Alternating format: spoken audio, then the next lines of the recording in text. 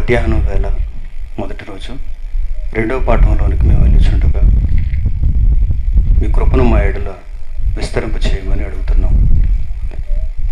చిన్నారుల నోట ప్రతిజ్ఞను మీ యొక్క వాక్యములను కీర్తనల ద్వారా మేము విని సంతోషిస్తున్నాం. ఇక తండ్రి, ముఖ్యమైనటువంటి ఘట్టంలోనికి వెళ్ళి మీరు చెబుతున్నటువంటి ప్రతి సంగతిని ఆలోచించగలుగుటకు, పరిశోధనాత్మకంగా తెలుసుకొనగలుగుటకు మీ సహాయాన్ని మాకు అనుగ్రహించమని వేడుకుంటూ యేసుక్రీస్తు వారి ద్వారా ఈ ప్రార్థన మీకు సమర్పిస్తున్నాం తండ్రి. ఆమేన్. ఈరోజు మనం మధ్యాహ్న కాలపు తరగతిలో నేర్చుకునబోయేటువంటి రెండవ పాఠం బైబిల్ గణాంకములు. ఈ పాఠం చాలా కష్టమైనది, అలాగే చాలా ఇంట్రెస్టింగ్గా కూడా ఉంటుంది. కనుక వినేటప్పుడు ప్రతి ఒక్కరూ జాగ్రత్తగా దీనిని ఆలోచించాలని నేను కోరుకుంటున్నాను. ముఖ్యంగా పరీక్షలు రాసేవారు జాగ్రత్తగా దీనిని గమనించాలి. బైబిల్ గణాంకములు అంటే బైబిల్లో ఉన్న గణితం అనగానే లెక్కలు. లోకంలో ఏదైనా విద్యను మనం అభ్యసించాలంటే అందులో గణిత శాస్త్రం ఉంటుంది. మీ అందరికీ తెలుసు, 10వ తరగతి మనం పాస్ అవ్వాలంటే అందులో ఒక సబ్జెక్ట్ గణిత శాస్త్రం. 1వ తరగతి నుండి 10వ తరగతి వరకు ప్రతి సంవత్సరం మనకు లెక్కలు నేర్పిస్తూ ఉంటారు ఉపాధ్యాయులు. ఎందుకు మనకు లెక్కలు నేర్పిస్తారంటే, రేపొద్దున్న మీరు చదువు అయిపోయిన తర్వాత లోకంలో ఏదైనా ఒక బజారుకు వెళ్ళారు, ఏదైనా ఒక వస్తువు కొనుక్కున్నారు, దాని వెల 63 రూపాయలు అనుకోండి ఉదాహరణకి. 500 నోటు ఇచ్చారు, 500లోంచి 63 తీసేస్తే ఎంత అనేది మీకు తెలియకపోతే ఆ దుకాణపు యజమాని మీకు తక్కువ చిల్లరిచ్చాడో ఎక్కువ చిల్లరిచ్చాడో మీకు తెలియదు. ఇది ఒక చిన్న ఉదాహరణ. దైనందిన జీవితంలో ప్రతి ఒక్కరూ లెక్కలను ఎదుర్కొంటారు, గణితాన్ని చూస్తారు.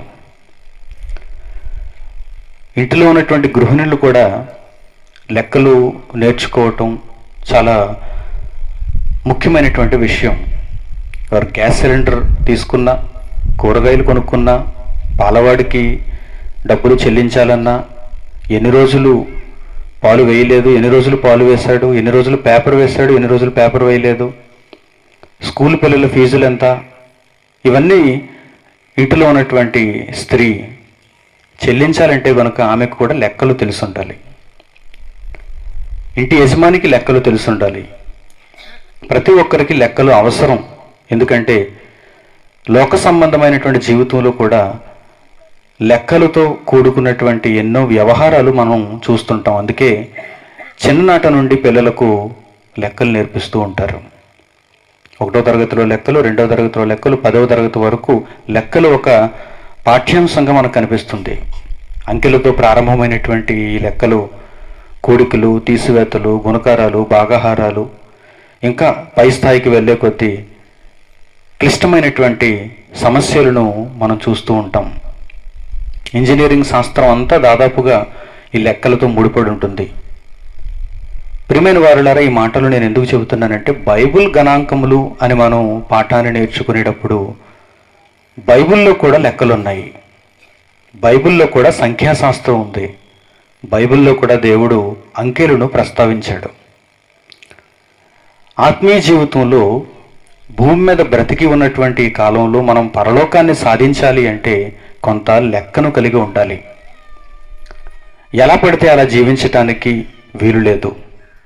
అంతా లెక్కలమయం. దేవుడు ప్రతిదానిని లెక్క చూస్తున్నాడు. ఆ లెక్కను మనం కూడా పరలోకమందున్న దేవునికి అప్పజెప్పవలసిన వారముగా ఉన్నాం. ఇక సామాన్యులకు కూడా అర్థమయ్యేటట్లుగా దేవుడు తన గ్రంథంలో లెక్కలను వ్రాయించాడు. వాటిని మనలను అర్థం చేసుకోమని కోరుకుంటున్నాడు. ఆదికాండం 1వ అధ్యాయం ప్రారంభ మాటల్లో కూడా దేవుడు సంఖ్యాశాస్త్రాన్ని మనకు చూపిస్తున్నాడు. దేవుడు ఆదియందు భూమిని ఆకాశమును సృజించాడు. వాటి క్రమాన్ని అక్కడ ఆయన వ్రాయిస్తూ మొదటి దినాన ఏమి చేశాడు, రెండవ దినాన ఏమి చేశాడు, మూడవ దినాన ఏమి చేశాడు, 4, 5, 6 దినాలలో ఆయన తన పనిలో భాగంగా ఈ వేటిని ఆయన సృష్టించాడో మనకు అక్కడ వ్రాయబడింది. అలా వ్రాసిన తర్వాత దేవుడు ఒక మాట పలుకుతున్నాడు. ఆదికాండము 1వ అధ్యాయము 31వ వచనం జాగ్రత్తగా చూడండి. చివరి మాట, ఆయన సృష్టి కార్యక్రమాన్ని పూర్తి చేసిన తర్వాత ఆయన పలుకుతున్న ఒక చక్కని మాటను చూడండి. ఆదికాండం 1వ అధ్యాయము 31వ వచనం, దేవుడు తాను చేసినది యావత్తును చూసినప్పుడు అది చాలా మంచిదిగా నుండెను, అస్తమయమును ఉదయమును కలుగగా 6వ దినమాయెను. అంటే ఆయన సృష్టిలో, ఆయన పనిలో 6 దినాల లోపు ఆయన పనినంతటిని పూర్తి చేశాడు. 6వ దినం ముగింపుకు వచ్చేసరికి ఆయన తన పనిని ముగించాడు. అంటే ఆయన కొంత లెక్కను కలిగి ఉన్నాడు. 6 దినాలలో నా పనిని పూర్తి చేయాలి అనేటువంటి లెక్కను పరలోకంలో ఉన్న దేవుడు కలిగి ఉన్నాడు. అందుకే ఏమన్నాడంటే అక్కడ అస్తమయమును ఉదయమును కలుగక 6వ దినం అయిపోయింది, 6వ దినం ముగింపబడింది అని రాయబడింది. ఆ ముగింపబడే లోపు దేవుడు అన్నిటిని పూర్తి చేశాడు. ఇక 2వ అధ్యాయం ప్రారంభం చూడండి. ఆకాశమును భూమియు వాటిలోనున్న సమస్త సమూహమును సంపూర్తి చేయబడెను. దేవుడు ఒక కాలాన్ని నిర్ణయించుకుని ఆ కాలం లోపు ఆకాశం, భూమి, వాటిలో ఉన్న సమస్త సమూహం సంపూర్తి చేయాలి అనుకున్నాడు. ఆకాశంలో చాలా ఉన్నాయి, భూమి మీద చాలా ఉన్నాయి. వీటన్నిటిని పూర్తి చేయడానికి దేవుడు కొంత సమయాన్ని తీసుకున్నాడు. అదే దేవుని లెక్క, అదే దేవుని గణితం.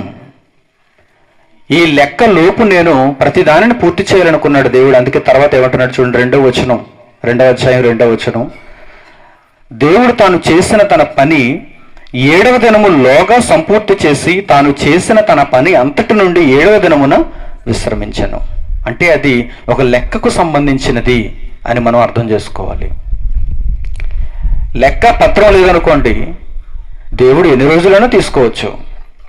చెట్టును చేయడానికి ఎన్ని రోజులు తీసుకోవచ్చు, ఒక జీవిని చేయటానికి ఎన్నో రోజులు తీసుకోవచ్చు, మనిషిని చేయటానికి ఎన్నో రోజులు తీసుకోవచ్చు. కానీ దేవుడు అలా చేయలేదు. ముందుగా ఆయన నిర్ణయించుకున్నాడు. ఆ నిర్ణయంతో ఆయన అనుకున్న సమయం లోపులోనే పనిని ముగించాడు. ఇది దేవునికున్న లక్షణం. అంటే ఆయన బద్ధకస్తుడు కాదు. లెక్కలు మనకు ఎందుకు తెలియాలి అంటే, ఒక లెక్క మనం నిర్ణయించుకున్న తర్వాత ఆ లెక్క లోపు మనం పనిని పూర్తి చేసుకోగలగాలి. మనం బద్ధకస్తులం కాకూడదు. అది దేవుని యొక్క కోరిక. తన పిల్లలు ఎలా ఉండాలి? ఒక సమయం, ఆ సమయం లోపు వారు నిర్ణయించుకున్న దేవుని పని, ఆ దేవుని పనిని వారు పూర్తి చేయాలి. చాలామంది దేవుని దగ్గరికి వచ్చేసరికి చాలా బద్ధకస్తులుగా మారుతారు. ఎందుకంటే ఆయన వెనువెంటనే శిక్షను విధించడు గనుక, మన కళ్ళ ఎదుట ఆయన కనిపించి బెత్తంతో మనల్ని దండించడు గనుక చాలా నిర్లక్ష్యంగా కొన్ని పరిస్థితుల్లో వారు ఉంటారు. అందుకే ఈ పాఠాన్ని మీకు నిర్ణయించవలసి వచ్చింది. దేవుని మనసు ఎలా ఉంటుందంటే, ఆయన పనులు ఎలా ఉంటాయంటే, ఆయన ఒక సమయం నిర్ణయించుకున్నాడంటే ఆ సమయం లోపు పనిని పూర్తి చేస్తాడు. లెక్క కలిగిన వాడు ఆయన. యేసుక్రీస్తు భూమి మీదకి వచ్చాడు. భూమి మీదకి వచ్చి దేవుని పనిని చేస్తున్నాడు. ఆయన దేవుని పనిని చేస్తూ ఇవ్వబడిన కాలంలో దానిని పూర్తి చేయటానికి చాలా ప్రయత్నం చేస్తున్నాడు. ఎందుకంటే ఆయన దేవుని కుమారుడు.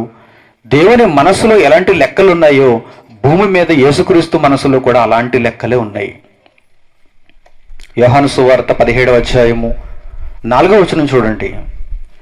యోహాను సువార్త 17వ అధ్యాయము 4వ వచనం.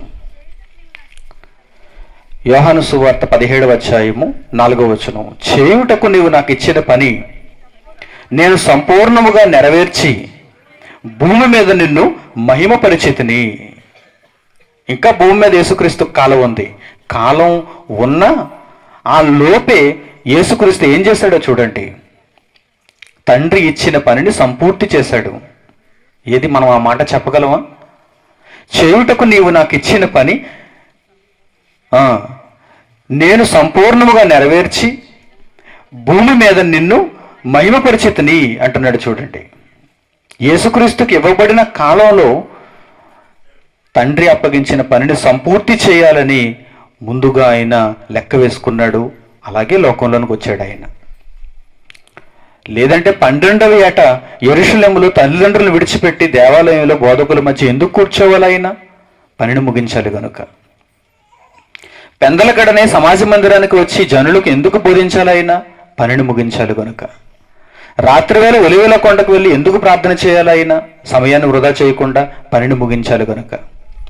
దోణి మీద అలల చేత కొట్టబడుతున్నా ఎందుకు ప్రయాణం చేయాలి? ఆయన పనిని ముగించాలి గనుక. ప్రజలను ఆకలి దెబ్బలతో ఉంచి కూడా దేవుని వాక్యాన్ని కొండ మీద ఎందుకు చెప్పాలి? ఆయన దేవుని పనిని ముగించాలి కనుక. అవసరమైతే 5 రొట్టెలు 2 చేపలు వీరందరికీ పంచిపెడదాం అనుకున్నాడు తప్ప దేవుని పనిని వాయిదా వేద్దాం అని మాత్రం అనుకోలేదు. ఎందుకంటే లెక్క ఉంది, దేవుని పనికి లెక్క తప్పనిసరిగా ఉంది. అలాగే అపోస్తలుడైన పౌలును కూడా మీకు చూపిస్తాను. దేవుని మనసు కలిగిన వారు ఎలా ఉంటారో మీకు అర్థమవుతుంది. తిమోతికి రాసిన 2వ పత్రిక 4వ అధ్యాయము.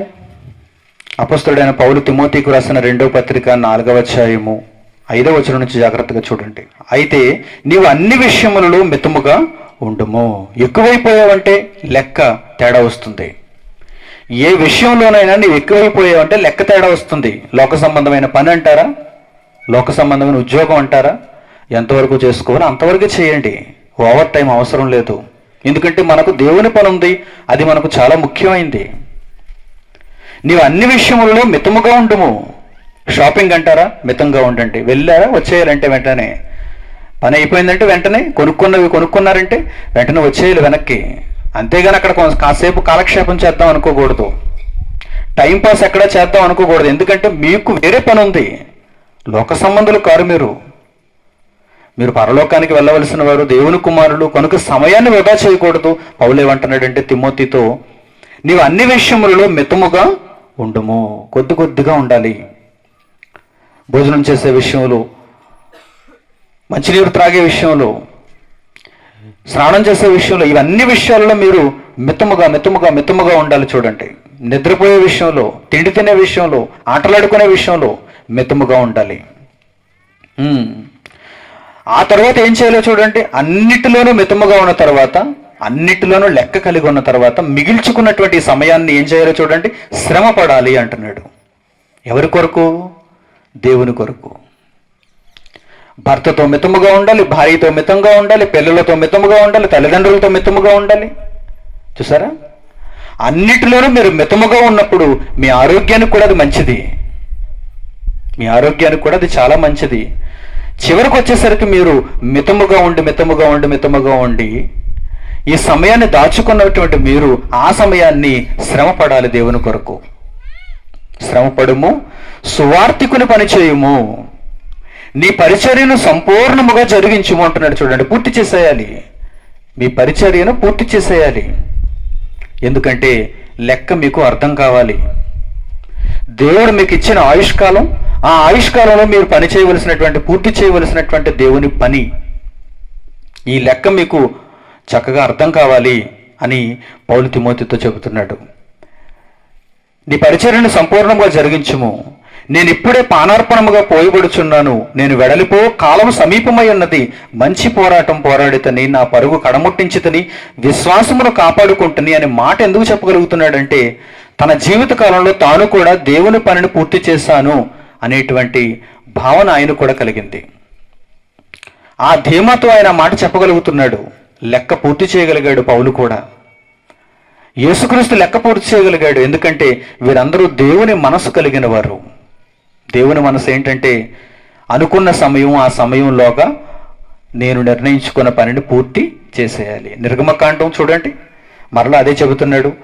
20వ అధ్యాయం 11వ వచనంలో, నిర్గమకాండం 20వ అధ్యాయము 11వ వచనంలో దేవుని పనిని గురించి అక్కడ మాట్లాడుతున్నాడు. చూడండి, నిర్గమకాండము 20వ అధ్యాయము 11వ వచనం. 6 దినములలో యెహోవా ఆకాశమును భూమియు సముద్రమును వాటిలో సమస్తమును సృజించి 7వ దినమున విశ్రమించెను. అందుచేత యెహోవా విశ్రాంతి దినమును ఆశీర్వదించి దానిని పరిశుద్ధపరిచెను. ఎందుకు మరల చెబుతున్నాడు దీనిని? మనకు అర్థం కావాలి. 6 దినములలో ఆయన పని పూర్తి చేశాడు, 7వ దినమున ఆయన విశ్రమించాడు. లెక్క లేనివాడు కాదు ఆయన, ముందుగా లెక్కలు కలిగినవాడు. ఈ విషయాన్ని ఇశ్రాయేలీయులతో కూడా పదే చెప్పమంటున్నాడు. ఎందుకంటే వారి మనసులో కూడా ఇది బలంగా నాటుకోవాలి. అదే నిర్గమకాండము 31వ అధ్యాయము 17వ వచనం జాగ్రత్తగా చూడండి. 17వ వచనం, అదే నిర్గమకాండము 31వ అధ్యాయము 17వ వచనం. నాకును ఇశ్రాయేలీయులకును అది ఎల్లప్పుడూ గుర్తై ఉండును. ఎలయనగా 6 దినములు యెహోవా భూమి ఆకాశములను సృజించి 7వ దినమున పని మాని విశ్రమించినని చెప్పుము. ఎవరికి? ఇశ్రాయేలీయులకి. భూమి మీద ఉన్న జనులు తెలుసుకోవాల్సింది ఏంటంటే, మీ చుట్టూ ఉన్న ప్రకృతి ఒక నిర్ణీత కాలంలో లెక్క కలిగినదిగా సృష్టింపబడింది. అందుకే చూడండి, ప్రకృతి కూడా ఎప్పుడు లెక్కలలోనే ఉంటుంది. ప్రకృతి కూడా ఎప్పుడు లెక్క దాటలేదు. ఒక సూర్యుడు ఉదయాన్న ఆయన తూర్పును కనిపిస్తాడు, మరలా సాయంత్రం అయ్యేసరికి ఆయన సమయం అయిపోయేసరికి పడమటికి వెళ్ళిపోతాడు. రాత్రి వేళ చంద్రుడు మనకు కనిపిస్తాడు, నక్షత్రాలు మనకు కనిపిస్తాయి. ఋతువులు చూడండి, వసంతకాలం ఏ కాలంలో రావాలో ఆ కాలంలో మనకు వస్తుంది. గ్రీష్మ ఋతువు ఏ కాలంలో రావాలో ఆ కాలంలో వస్తుంది. హేమంత ఋతువు ఏ కాలంలో రావాలో ఆ కాలంలో వస్తుంది. ఆకులు చిగిర్చే కాలం, ఆకులు రాలిపోయే కాలం, ప్రతిదీ లెక్క కలిగి ఉంది. చూడండి, శీతాకాలంలో మనకు ఎక్కడ మామిడికాయలు కనిపించడం లేదు, ఎందుకంటే దానికి ఒక లెక్క ఉంది. ఎప్పుడు ఏ ఫలం రావాలో భూమి మీద ఆ కాలంలో ఆ ఫలం రావటంలో ఉన్న పరమార్థం ఏంటంటే, ప్రియమైన వారులారా, దేవుని పిల్లలుగా ఉన్న మీరు లెక్కలు కలిగిన వారుగా ఉండాలి.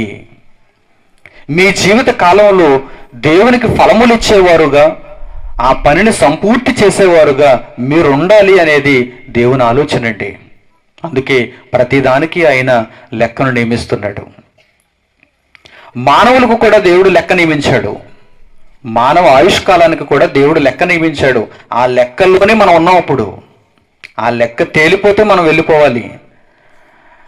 ఆ లెక్కలో మనం ఉన్నాం. అప్పుడు భూమి మీద ప్రతి మనిషికి వెళ్ళేటప్పుడు దేవుడు ఒక లెక్క ఇచ్చి పంపించాడు.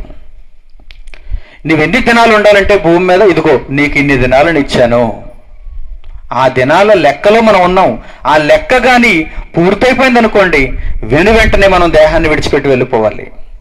ఆ లెక్క అంత ముఖ్యమైనది. ఆదాము కాలంలో మనిషికి దేవుడిచ్చిన లెక్క 100ల కొద్దీ ఉండేది. మనిషి ఆయుష్కాలం 100ల కొద్దీ ఉండేది. 930 సంవత్సరాలు ఆదాము బ్రతికాడు అంటే మీరు ఆలోచించండి. సుమారుగా 900 నుండి 1000 సంవత్సరాల మధ్య కాలంలో, ఆనాటి కాలంలో ఉన్న ఆ తరం మనుషులు బ్రతికారు. వారికి ఇవ్వబడిన లెక్క అది, వారికి ఇవ్వబడిన లెక్క. ఆ తర్వాత మోషే కాలం వచ్చింది, ఆ తర్వాత నోవహు కాలం వచ్చింది.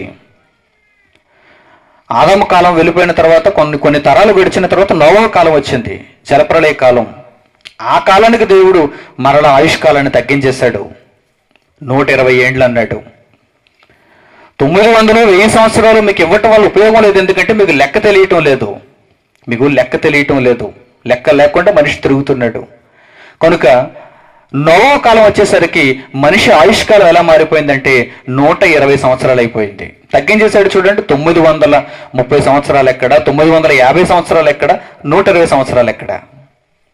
120 సంవత్సరాలకు మనిషి ఆయుష్కాలం కుదింపబడింది. ఆన్ అండ్ యావరేజ్, కొద్దిగా అటు కొద్దిగా ఇటు.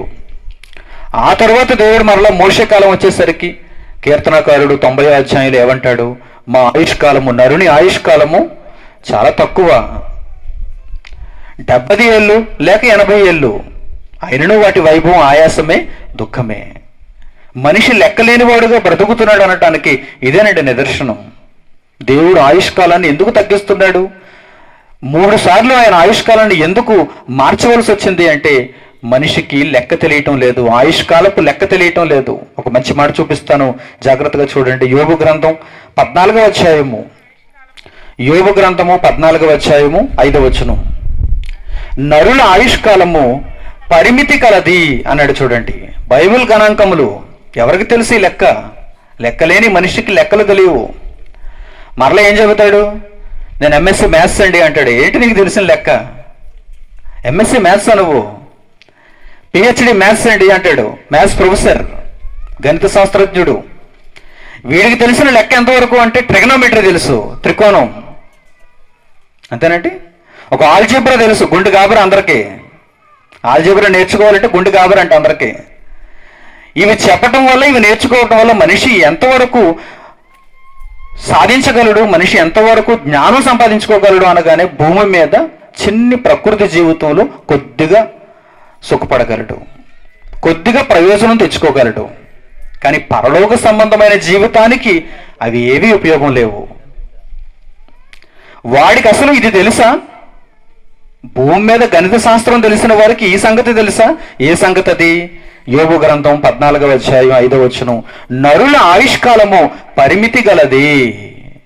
నరుల ఆయుష్కాలం అపరిమితమైనది కాదు, పరిమితి కలిగింది. అది ఒక పరిమితి కలిగిన ఆయుష్కాలంతో దేవుడు ఒక లెక్క ఇచ్చి మనుషులను భూమి మీదకు పంపించాడు. వారి నెలల సంఖ్య నీకు తెలిసి ఉన్నది అంటున్నాడు. చూడండి, ఆ సంఖ్యను మాత్రం ఆయన చేతుల్లో పెట్టుకున్నాడు. ఎందుకంటే ఆ సంఖ్య మనకు చెప్పేస్తే అది చాలా ప్రమాదం. మనం ఎంతకాలం బ్రతుకుతామో మనకు అర్థమైపోతే అది చాలా ప్రమాదం. ఇక మనిషి దేవుణ్ణి ఎదిరించేస్తాడు. అందుకే ఆ సంఖ్యను ఆయన దగ్గర ఉంచుకున్నాడు. కానీ ఒకటి మాత్రం మనకు తెలియజేస్తాడు, నీ ఆయుష్కాలం లెక్క కలిగినది అన్నాడు. లెక్కలేనన్ని జీవితకాలం నీకు నేను ఇవ్వలేదు. లెక్కలేనన్ని బర్త్డేలు నీవు చేసుకోలేవు. పరిమితి కలిగిన బర్త్డేలు మాత్రమే నీకు వస్తాయి. పరిమితి కలిగిన సంవత్సరాలు మాత్రమే నీకు ఇచ్చాను. ఆ లెక్క నీకు తెలియాలి అంటున్నాడు దేవుడు. ఆదాము కాలానికి ఒకసారి వెళదాం. ఒకసారి మీకు వాటిని కూడా చూపిస్తాను. ఆదికాండం 5వ అధ్యాయం 5వ వచనం చూడండి. ఆదాము జీవితకాలం, ఆదాము తరంలో ఉన్న మనుషులకు పరిమితి కలిగిన జీవితకాలాన్ని దేవుడు ఎంత ఇచ్చాడో ఒకసారి చూద్దాం. ఆదికాండము 5వ అధ్యాయము 5వ వచనం, ఆదాము బ్రతికిన దినములన్నీ 930 ఏండ్లు, అప్పుడు అతడు మృతి పొందెను. ఆదాము కాలం ఇది, షేతు కాలం ఇది, ఆ తర్వాత ఉన్న కొంతమంది మనుషుల కాలం ఇది, ఆ తరంలో పుట్టినటువంటి మనుషుల కాలం ఇది. ఆ అధ్యాయంలో మీకు చెబుతాడు ఎవరెవరు ఎంతెంత కాలం బ్రతికారు. సుమారుగా 900 నుంచి 1000 ఏండ్ల కాలం. ఇది ఆనాడు దేవుడు మనుషులకు ఇచ్చిన పరిమితి కలిగిన ఆయుష్కాలం. ఆ తర్వాత నోవహు జలప్రళయం వచ్చింది. క్రింది మాటలలోనే 6వ అధ్యాయం చూడండి. 6వ అధ్యాయం 3వ వచనం చూడండి. ఆదికాండం 6వ అధ్యాయం 3వ వచనం, ఆయు ప్రమాణం ఎలా తగ్గిపోతుందో చూడండి. అప్పుడు యెహోవా, నా ఆత్మ నరులతో ఎల్లప్పుడూ వాదించదు. వారు తమ అక్రమ విషయంలో నరమాత్రులై ఉన్నారు. వారికి ఎంత జీవితకాలం ఇవ్వటం మంచిది కాదనుకున్నాడు దేవుడు. వారు తమ లెక్క తెలుసుకోలేకపోతున్నారు. దేవుని కొరకు ఎంతో పనిని జరిగించవలసిన వారు భూమి మీద తమ కాలాన్ని వృధాగా గడుపుతున్నారు. కనుక వారు నరమాత్రులై ఉన్నారు. వారు తమ అక్రమ విషయంలో నరమాత్రులై ఉన్నారు. అయినను వారి దినములు 120 ఏండ్లగును అన్నాడు. చూసారా, ఆయుష్కాలాన్ని 900, 1000 సంవత్సరాల నుండి 120కి ఎలా కుదించాడు చూడండి. ఇక ఆ తరం నుండి, నోవహు తరం నుండి పుట్టుకొచ్చినటువంటి మనుషులందరూ 120 ఏండ్లు అటు ఇటుగా బ్రతకటం ప్రారంభించారు. పరిమితి కలిగిన సంవత్సరాలు. ఇక కీర్తనల గ్రంథం 90వ అధ్యాయం చూడండి. మోషే కాలం వచ్చేసరికి ఆయుష్కాలం ఎలా మారిపోయిందో చూద్దాం. దైవజనుడైన మోషే చేసిన ప్రార్థన కీర్తనలు 90వ అధ్యాయంలో మనకు కనిపిస్తుంది. మోషే మాట్లాడుతున్నాడు అక్కడ. 90వ అధ్యాయము 10వ వచనం, 90వ అధ్యాయము 10వ వచనం, మా ఆయుష్కాలము 70 సంవత్సరములు, అధిక బలమున్న ఎడల 80 సంవత్సరములకును. అయినను వాటి వైభవం ఆయాసమే, దుఃఖమే. అది త్వరగా గతించును, మేము ఎగిరిపోవుతాము. లెక్క కలిగిన వారము అని చెబుతున్నాడు.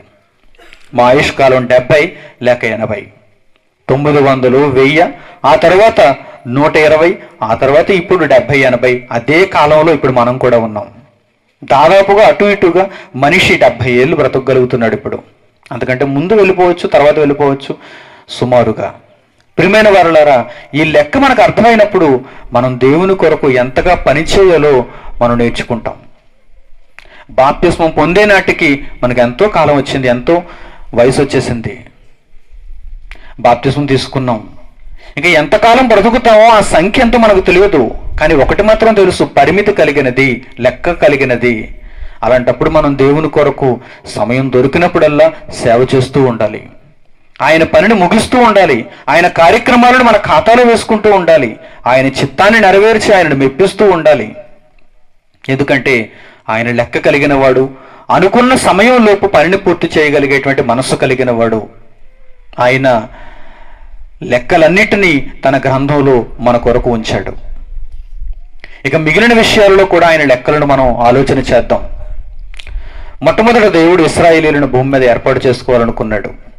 ఆ ఇశ్రాయేలీయులను ఏర్పాటు చేయటంలో చాలా లెక్కలను మనకు చూపించాడు. అబ్రహాముకు వాగ్దానం చేశాడు, భూమి మీద అనేక మంది సంతానాన్ని నీకు ఇస్తాను అన్నాడు, నీ గర్భం నుండి పుడతారు అన్నాడు. కానీ అబ్రహాముకు వయసు అయిపోతుంది, పిల్లలు పుట్టలేదు.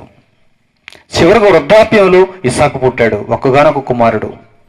ఆయన చేసిన వాగ్దానం ప్రకారం ఆయన చాలా మంది పిల్లల్ని ఇస్తా అన్నాడు, కానీ ఒక్కడే పుట్టాడు, ఇస్సాకు. ఆ ఇస్సాకుకు మరలా ఇద్దరు పుట్టారు, యాకోబు, ఏసావు. ఆ యాకోబు గర్భం నుండి దేవుడు తీసుకుని వచ్చాడు. ఆయన చేసిన వాగ్దానాన్ని జ్ఞాపకం చేసుకుంటున్నాడు. అక్కడ సుమారు అనేక మంది మనుషులను దేవుడు అబ్రహాము ద్వారా ఇవ్వాలి అనుకున్నప్పుడు అబ్రహాము దగ్గర ఆయన వెయిట్ చేశాడు, ఇస్సాకు దగ్గర ఆయన వెయిట్ చేశాడు. యాకోబు వచ్చేసరికి యాకోబు గర్భాన్ని పండించి యాకోబులో నుండి తీసుకొస్తున్నాడు మనుషుల్ని. యాకోబు ద్వారా పిల్లలను పుట్టించాడు, వారి ఇశ్రాయేలీయులు. ఆ ఇశ్రాయేలీయులు యాకోబు గర్భం నుండి వచ్చిన 12 మంది మనుషుల ద్వారా బయటకు వచ్చారు. అంటే యాకోబుకు పుట్టిన వారు 12 మంది. ఈ 12 మంది ద్వారా ఇశ్రాయేలు జాతి, ఇశ్రాయేలు జనాంగం అంతా భూమి మీద కనిపించింది. వారిలో నుండి యేసుక్రీస్తు యూదా గోత్రంలో నుంచి వచ్చాడు. దానిని ఒక్కసారి మనం చూద్దాం. ఆదికాండం 35వ అధ్యాయం చూడండి. ఆదికాండము 35వ అధ్యాయము 23వ వచనం నుంచి. ఆదికాండము 35వ అధ్యాయము 23వ వచనం నుంచి. యాకోబు కుమారులు 12 మంది. యాకోబు కుమారులు 12 మంది. ఎవరెవరు వారు? వారెవరెవరో చూడండి. రూబేను, షిమ్యోను, లేవి, యోదా, ఇస్సాకారు, జెబూలూను, వీరు లేయా కుమారులు. యాకోబుకు పుట్టినవారు యాకోబుకు ఎలా పుట్టారంటే లేయా ద్వారా పుట్టారు. లేయా మొదటి భార్య. లేయా ద్వారా పుట్టినవారు ఎవరు అంటే రూబేను, షిమ్యోను, లేవి, యోదా, ఇస్సాకారు, జెబూలూను అనేటువంటి వారు. ఆ తర్వాత 24వ వచనం, రాహేలు కుమారులు యోసేపు, బెన్యామీను. తర్వాత రాహేలు దాసి అయిన బిల్హా కుమారులు దాను, నఫ్తాలి. లేయా దాసి అయిన జల్ఫా కుమారులు గాదు, ఆషేరు. వీరు 18 యాకోబుకు పుట్టినవారు. వీరందరూ కలిపి ఎంతమంది వచ్చారు? 12 మంది వచ్చారు. ఇక్కడ కూడా దేవునికి లెక్క ఉంది. ఇక్కడ కూడా దేవునికి లెక్క ఉంది. 12 మందిని పుట్టించాలా? 12 గోత్రాలనే భూమి మీద ఇశ్రాయేలీయులకు ఉంచాలా అంటే అవును, 12 మందిని దేవుడు ఏర్పాటు చేసుకున్నాడు. ఏదో ఎంతో మంది పిల్లలు పుడతారులే మనం అనుకుంటాం అలా. మన చిన్ననాడు పూర్వీకులలో చాలా మంది తల్లిదండ్రులు అలాగే అనుకునేవారు. ఓపిక ఉన్నంత వరకు కంటాడు, ఓపిక ఉన్నంత వరకు కంటుందామే. అలాగే పుట్టేసేవారు. 10 మంది, 15 మంది, 20 మంది పిల్లలు పుట్టేసేవారు. ఎంతని లెక్క విరిగిలేదు, కానీ దేవునికి ఉంది. ఆనాటి కాలంలో దేవుడు ఒక లెక్క కలిగిన వాడు. ఎంతమంది పిల్లలను పుట్టించాలి, వారి ద్వారా ఎంతమంది మనుషులు భూమి మీదకి రావాలి, వారి వలన దేవుని కార్యక్రమాలు ఎలా జరిగించాలి. ప్రియులారా, ఇదంతా మీ మనసులో జ్ఞాపకం ఉండాలి. చరిత్రను మీరు తెలుసుకోవాలి. యాకోబు గర్భం నుండి పుట్టిన వారు 12 మంది. ఆ 12 మంది ఎవరెవరి ద్వారా వచ్చారు? లేయా ద్వారా వచ్చిన వారు ఎంతమంది? లేయా దాసి ద్వారా వచ్చిన వారు ఎవరెవరు? రాహేలు ద్వారా వచ్చిన వారెవరు? రాహేలు దాసి ద్వారా వచ్చిన వారెవరు? ఇవన్నీ మనం అర్థం చేసుకోవాలి. ప్రియమైన వారులారా, ఆ తరువాత దేవుడు కొంతకాలం ఎదురు చూశాడు. ఇశ్రాయేలీయులోంచి పిల్లలు రావాలి, రూబేనులోంచి పిల్లలు రావాలి, షిమ్యోనులోంచి పిల్లలు రావాలి, లేవీలోంచి పిల్లలు రావాలి, యోదా, ఇస్సాకారు, జెబూలూను, యోసేపు, బెన్యామీను, ఆ తర్వాత దాను, నఫ్తాలి, గాదు, ఆషేరు, వీరందరి నుంచి పిల్లలు రావాలి. వీరందరినీ ఎందుకు రప్పిస్తున్నాడు? వీరందరూ ఐగుప్తు బానిసత్వంలోనికి ఎలాగో వెళ్ళిపోతారు. ఆ తర్వాత ఐగుప్తులో నుండి వీరిని తీసుకుని వచ్చి కనాను దేశాన్ని వరకు ఇవ్వాలి. అది రాబోయే తరాలకు ఒక సాదృశ్యంగా నేను చూపించాలి. అపవాది బానిసత్వంలో నుండి పరలోకాన్ని సాధించాలి అంటే ఒక నాయకత్వంలో ఎలాంటి శ్రమలు అనుభవించాలో, ఎలాంటి యుద్ధాలు చేయాలో భవిష్యత్తు తరాలకు చూపించటానికి దేవుడు ఇశ్రాయేలీయులను ఎన్నుకున్నాడు. ఇశ్రాయేలీయులను ముందుగా ఒక ఉదాహరణగా చూపించాడు. మనం ఈరోజు అపవాదితో యుద్ధం చేస్తున్నాం. మనము కూడా యుద్ధకాలంలో ఉన్నాం. ఆనాడు ఇశ్రాయేలీయులు కూడా యుద్ధకాలంలో ఉన్నారు. మరి వీరందరినీ యుద్ధం చేయించాలి అంటే ఒక లెక్క కలిగి ఉండాలనుకున్నాడు దేవుడు. ఒక లెక్క కలిగి ఉండాలి. ఆ లెక్కలను దేవుడు తన గ్రంథంలో పొందుపరిచాడండి. నిజంగా పరలోకం అందున్న దేవునికి లెక్కల మీద ఎంత ఆసక్తి లేకపోతే ఒక గ్రంథానికి లెక్కల పేరు పెడతాడు చెప్పండి. బైబిల్లోని 66 పుస్తకాలలో ఒక పుస్తకానికి లెక్కల పేరు ఉంది. ఏం పుస్తకం తెలుసా అది? సంఖ్యాకాండం. సంఖ్యాకాండం అంటే ఏంటి? గణిత శాస్త్రం అంతా అందులోనే ఉంటుంది. గణిత శాస్త్రంలో లెక్కలన్నీ అందులోనే ఉంటాయి. బైబిల్ చదివితే చాలామంది ఏమనుకుంటారంటే అదో మతంలో దిగిపోయారు, మతం తీసుకున్నారు, ఈ మతంలోనికి వెళ్ళిపోతే నీకేమొస్తుంది, పెళ్ళిళ్ళు చేసే పేరయ్యేలాగా మారిపోతావు అని చాలామంది హేళన చేస్తూ ఉంటారు. వారికి తెలియక వారి మాటలకు జీవం పోసినట్టు వీరు కూడా ఎలా మారిపోతారంటే ఏదో తూతూ మంత్రాలు నేర్చుకున్న వారుగా బైబిల్ పట్టుకున్న వారు కూడా ఈరోజు మారిపోతున్నారు. వారికి తగ్గట్టే వీరు మారిపోతున్నారు. కాదు. బైబిల్ అంటే ఒక విశేషమైనటువంటి పుస్తకం. దానిని పరిశోధిస్తున్న కొద్దీ ప్రపంచంలో ఉన్న ప్రతి ఒక్కడికి బుద్ధి చెప్పగలిగినటువంటి జ్ఞానం మనలో ఎదుగుతుంది. జ్ఞానులకు సైతం ఆ రోజు ప్రారంభ శతాబ్దంలో బుద్ధి చెప్పగలిగారు. వారి మధ్యన కూర్చుండి మాట్లాడగలిగారు. పరిపూర్ణులైన వారి మధ్య జ్ఞానమును బోధించుచున్నాము. ప్రియమైన వారలారా, సంఖ్యాకాండం అంటే ఏంటనుకున్నారు? ఇశ్రాయేలీయులను దేవుడు ఏర్పాటు చేసుకున్న తర్వాత అందులో ఎంతమంది యుద్ధానికి పనికి వస్తారు దేవుడు లెక్క కట్టమంటున్నాడు. ఎందుకంటే మీరు యుద్ధం చేయాలి. కనాను దేశాన్ని ఓర్కనికి ఇవ్వను.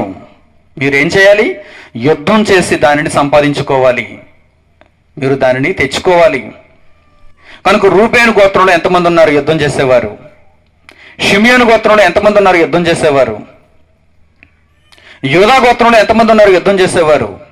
దేవుడు వీరందరినీ విడగొట్టి ఎంతమంది ఉన్నారు అని లెక్క చెబుతున్నాడు మనకి. ఆ లెక్కను చూద్దాం ఈరోజు. ఆ లెక్కను మనం తెలుసుకుందాం. దానికంటే ముందు ఇందులో కొన్ని కరెక్షన్స్ ఉన్నాయి, చిన్న కరెక్షన్స్ ఉన్నాయి. అవి చెబుతాను మీకు. యాకోబు గర్భం నుండి పుట్టినటువంటి 12 మందిలో లేవీ గోత్రాన్ని దేవుడు పక్కన పెట్టాడు. వీరు యుద్ధం చేయకూడదు. వీరిలో ఉన్నటువంటి యువకులను మీరు లెక్క పెట్టకూడదు. 20 ఏండ్లు పైబడినటువంటి యువకులను లెక్క పెట్టకండి లేవీ గోత్రానికి సంబంధించి. ఎందుకు లెక్క పెట్టొద్దన్నాడు? లేవీ గోత్రపు వారందరూ కూడా ప్రధాన యాజకుల పనికి వారు అప్పగింపబడ్డారు. యాజకుల పనికి వారు నిర్ణయించబడ్డారు. మందసపు పన్ను వారు చేయాలి.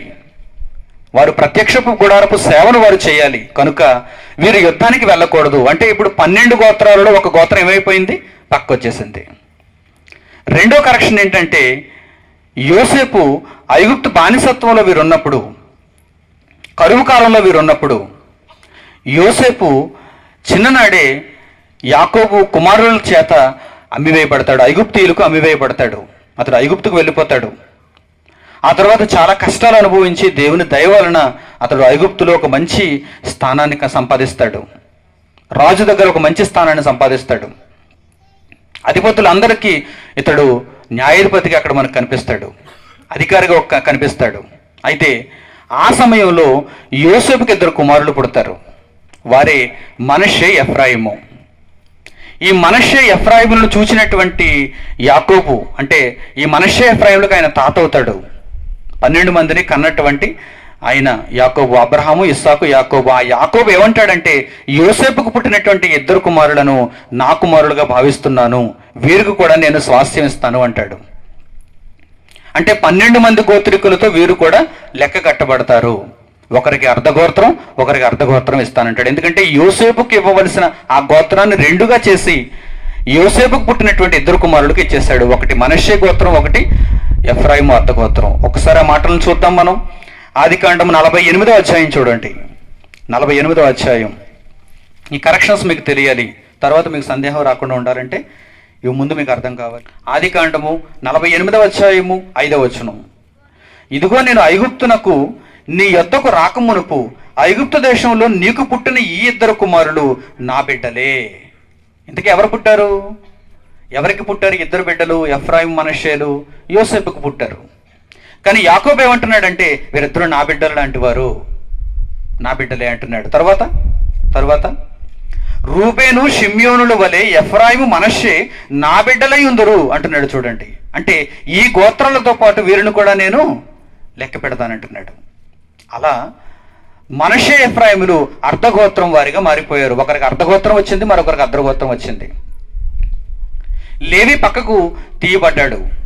ఇక మిగిలిన వారందరినీ లెక్క పెడుతున్నాడు దేవుడు, లెక్క పెట్టమంటున్నాడు దేవుడు. సంఖ్యాకాండానికి వెళ్ళిపోతాం ఇప్పుడు. సంఖ్యాకాండము 1వ అధ్యాయము 1వ వచనం చూడండి. గణితంలోనికి మనం వెళదాం. సంఖ్యాకాండము 1వ అధ్యాయము 1వ వచనం చూడండి. వారు ఐగుప్తు దేశం నుండి బయలు వెళ్ళిన 2వ సంవత్సరము 2వ నెల 1వ తేదీ.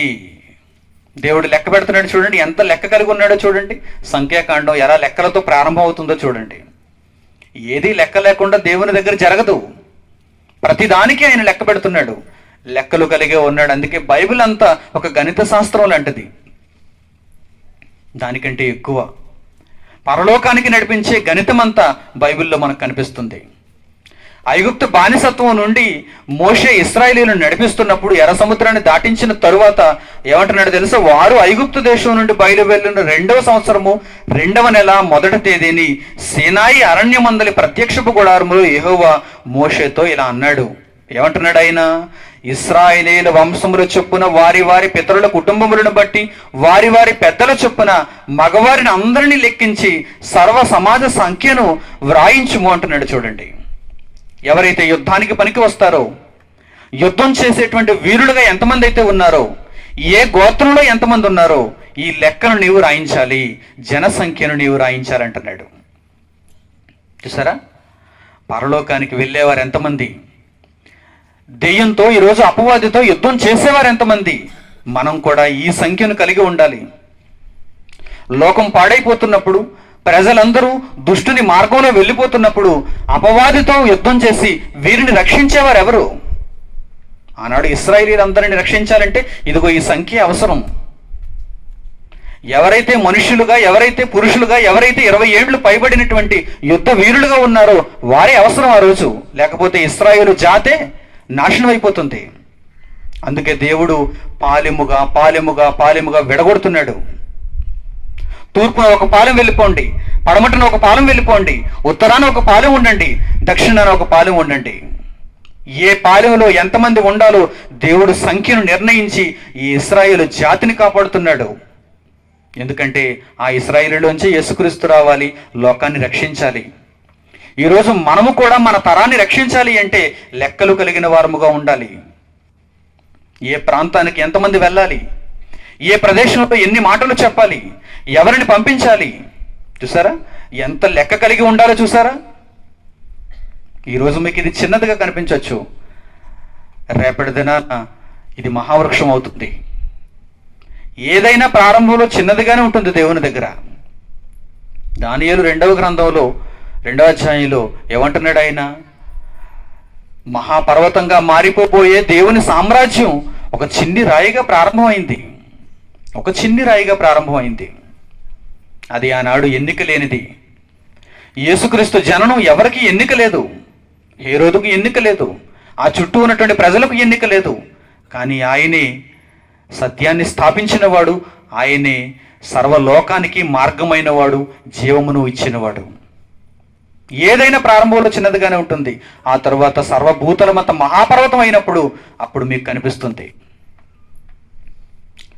భవిష్యత్తులో లెక్క కలిగిన వారమై సర్వ ప్రపంచాన్ని రక్షించడానికి మనం ఎన్నో కార్యక్రమాలు, ఎన్నో ప్రణాళికలు వేయాలి. దాని కొరకు దేవుడు ముందుగా తన గ్రంథంలో ఒక ఉదాహరణ చూపిస్తున్నాడు. చూడండి, భవిష్యత్తులో మీరు ఎలా పని చేయాలంటే, ఒకనాడు నేను పని చేసినట్టుగా, ఇశ్రాయేలుల చేత పని చేయించినట్టుగా, యుద్ధం చేయించినట్టుగా మీరు కూడా చేయించాలంటున్నాడు దేవుడు. అందుకే ఆ అధ్యాయం అంతా మీరు చూసినప్పుడు పాలెములు పాలెములుగా విడగొడుతున్నాడు. రూబేను వంశంలో ఎంతమంది, షిమ్యోను వంశంలో ఎంతమంది, యోధా వంశంలో ఎంతమంది, దీనిని అంతటినీ దేవుడు లెక్క కడుతున్నాడు. జాగ్రత్తగా ఒక్కసారి పైపైన మనం ఆ మాటలను, ఆ లెక్కలను ఒక్కసారి చూద్దాం. చూడండి, సంఖ్యాకాండము 1వ అధ్యాయము 20వ వచనం నుంచి చూడండి. సంఖ్యాకాండము 1వ అధ్యాయము 20వ వచనం నుంచి, ఇశ్రాయేలు ప్రథమ కుమారుడైన రూబేను పుత్రుల వంశావళి. రూబేను మొదట పుట్టాడు గనక ఆ రూబేను నుంచి వచ్చినటువంటి మనుషులు ఎంతమంది, ఆ సంఖ్య ఎంత దేవుడు లెక్కెడుతున్నాడు.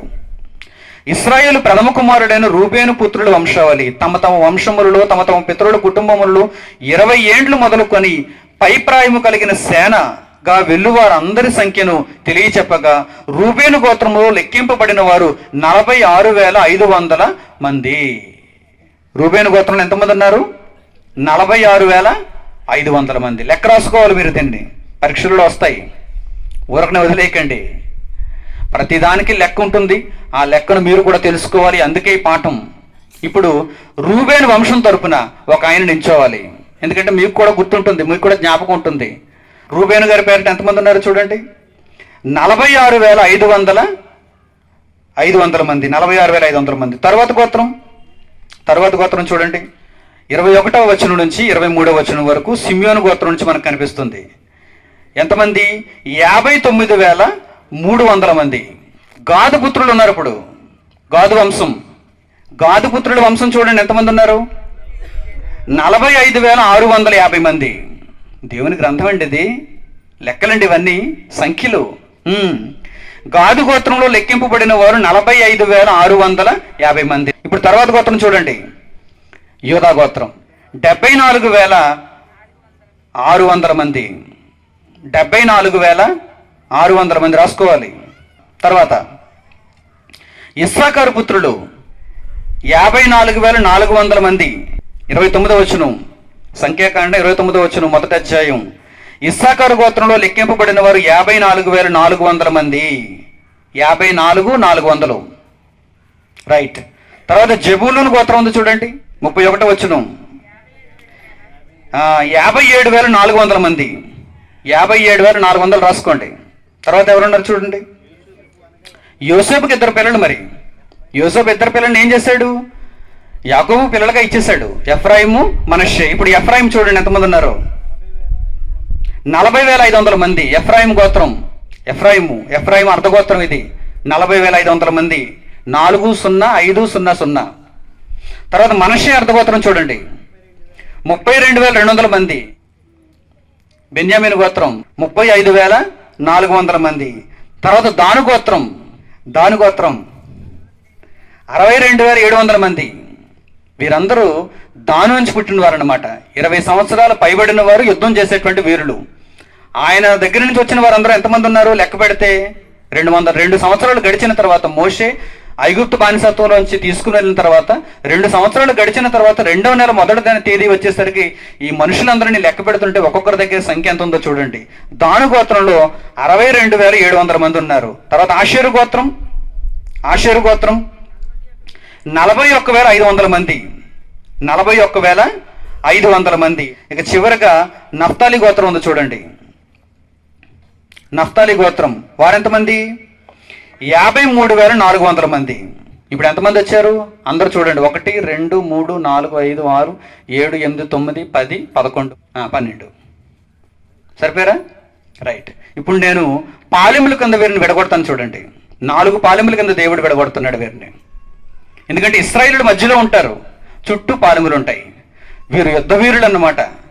వీరిలో నుండి పుట్టినటువంటి యుద్ధ వీరులందరూ చుట్టూ ఉన్న శత్రురాజులతో, సైన్యంతో యుద్ధం చేస్తూ ఉంటారు.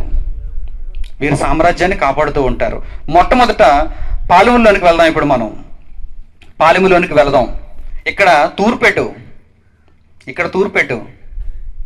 ఉదయం తూర్పు సూర్యుడు ఎక్కడ ఉదయిస్తున్నాడు? ఇటు ఉదయిస్తున్నాడు. ఇప్పుడు తూర్పు దిక్కున, ఆ మధ్యలో తూర్పు దిక్కుకి ఒకరు వెళ్ళాలి.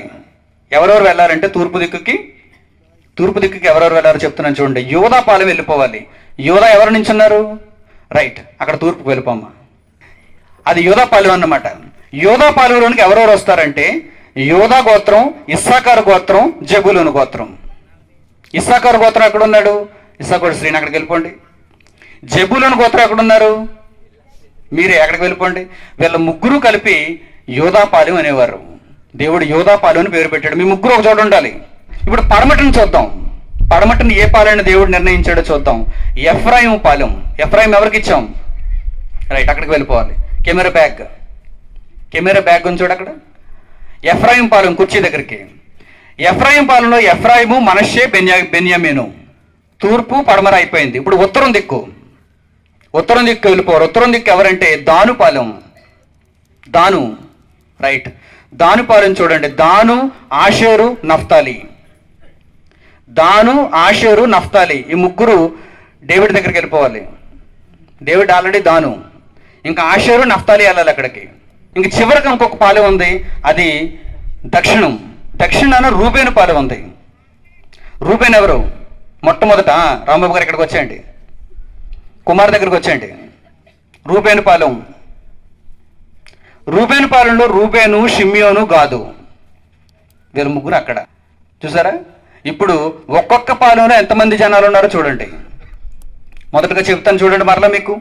రూబేను పాలెం దగ్గర నుంచి వెళ్దాం, చివరి నుంచి మరలా వెళ్దాం, దక్షిణం దిక్కు దగ్గర నుంచి మరలా వెళ్దాం. మీరు జాగ్రత్తగా రాసుకోవాలి సుమా, ఇవన్నీ కేవలం విని ఆనందించడం మాత్రమే కాదు, రాసుకోవాలి. మీకు వివరిస్తాను చూడండి. ఇప్పుడు రూబేను పాలెంలో ఎవరెవరు ఉన్నారు? దక్షిణాన ఉన్నటువంటి రూబేను పాలెంలో ఎవరెవరు ఉన్నారంటే రూబేను, షిమ్యోను, గాదు ఉన్నారండి. రూబేను ద్వారా వచ్చినటువంటి వారు ఎంతమంది? లెక్కింపబడిన వారు ఎంతమంది? 46,500, 59,300, తర్వాత 45,650. ఈ మూడు కూడితే ఎంత వస్తుందో చూడండి. 1,51,450 మంది వస్తారు. ఈ ముగ్గురిని కలిపితే, ఈ ముగ్గురు ద్వారా వచ్చిన 20 ఏండ్లు పైబడినటువంటి యుద్ధ సైనికుల్ని కలిపితే ఈ రూబేను పాలెంలో దక్షిణాన దేవుని కొరకు యుద్ధం చేసేవారు ఎంతమంది ఉన్నారంటే 151,450 మంది ఉన్నారు. సంఖ్యాకాండంలో ఉన్న రహస్యాలు ఇవన్నీ. రూబేను పాలెంలో ఎంతమంది ఉన్నారు చూడండి. దక్షిణాన ఉన్న రూబేను పాలెంలో ఎంతమంది ఉన్నారు చూడండి. 151,450 మంది ఉన్నారు. ఇప్పుడు యోధా పాలెంకి వెళదాం.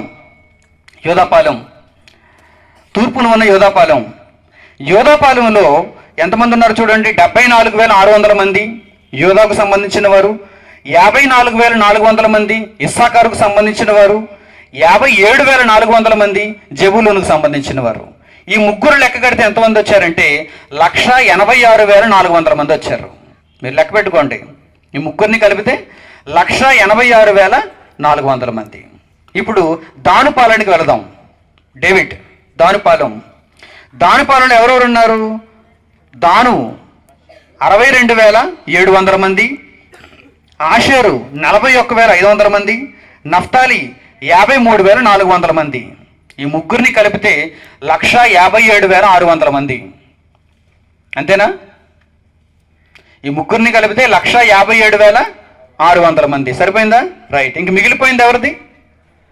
పడమట ఎఫ్రాయిం పాలెంలో ఎంతమంది ఉన్నారు చూడండి. ఎఫ్రాయిము 40,500 మంది, ఆశ్రిత 40,500 మంది, మహేష్ 32,200 మంది, బెన్యామీన్ బంగారాజు 35,400 మంది. ముగ్గురిని కలిపితే ఎంతమంది వచ్చారు చూడండి.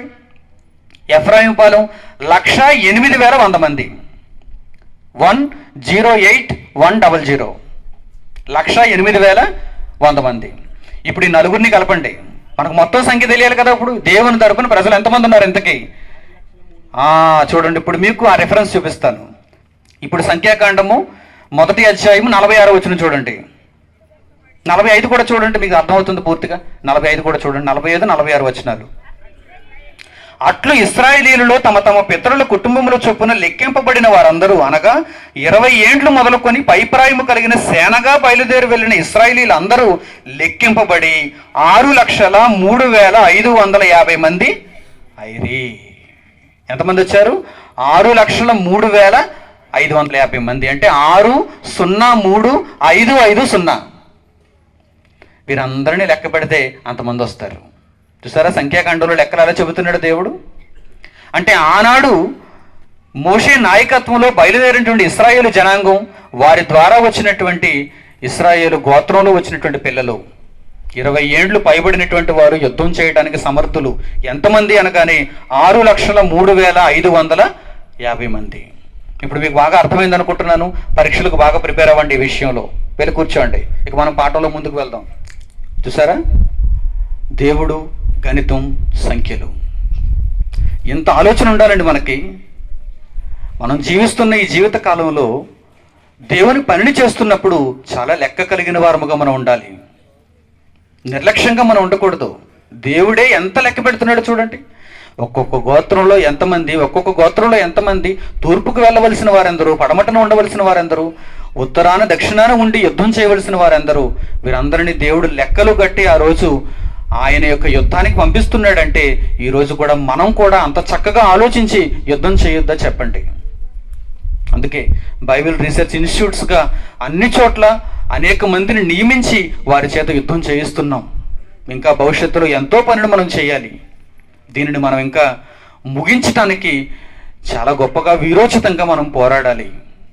ప్రియమైన వారలారా, దేవుడు చాలా లెక్కల హృదయాన్ని కలిగినవాడు. దేనిని అనాలోచితంగా ఆయన తీసుకోలేదు. ప్రతి దాని విషయంలో ఆయన చాలా చక్కగా ఆలోచించాడు. ఆ తర్వాత ఇశ్రాయేలులోంచి యేసుక్రీస్తు వచ్చాడు. యేసుక్రీస్తు ఎప్పుడు రావాలి ఇంతకీ? దావీదు కాలంలో రావాలా, లేక యోషియా కాలంలో రావాలా, లేక మరేదైనా ఇతర ప్రవక్తల కాలంలో రావాలా? కాదు. దానికి కూడా ఒక లెక్క ఉంది దేవుని దగ్గర. ఎప్పుడు పడితే అప్పుడు వెళ్ళడానికి కాదు.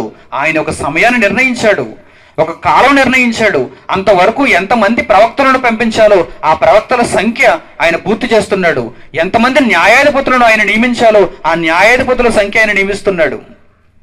ఎంతమంది ప్రవక్తలు, ఎంతమంది ప్రవక్తిలు, ఆడవారుగా ఉన్నటువంటి వారు ఎంతమంది, ప్రవక్తలుగా మగవారిగా ఉన్నవారు ఎంతమంది, ఇశ్రాయేలును పరిపాలించడానికి రాజులు ఎంతమంది, మరలా అందులో యూదులను పరిపాలించడానికి యోధా రాజులు ఎంతమంది. దేవుడు ఇదంతా లెక్క తేలుస్తూ ఒకానొక సమయం వచ్చేసరికి ఆయన లెక్క పూర్తయినప్పటికీ యేసుక్రీస్తును కన్యమరీ గర్భం ద్వారా పంపించాడు.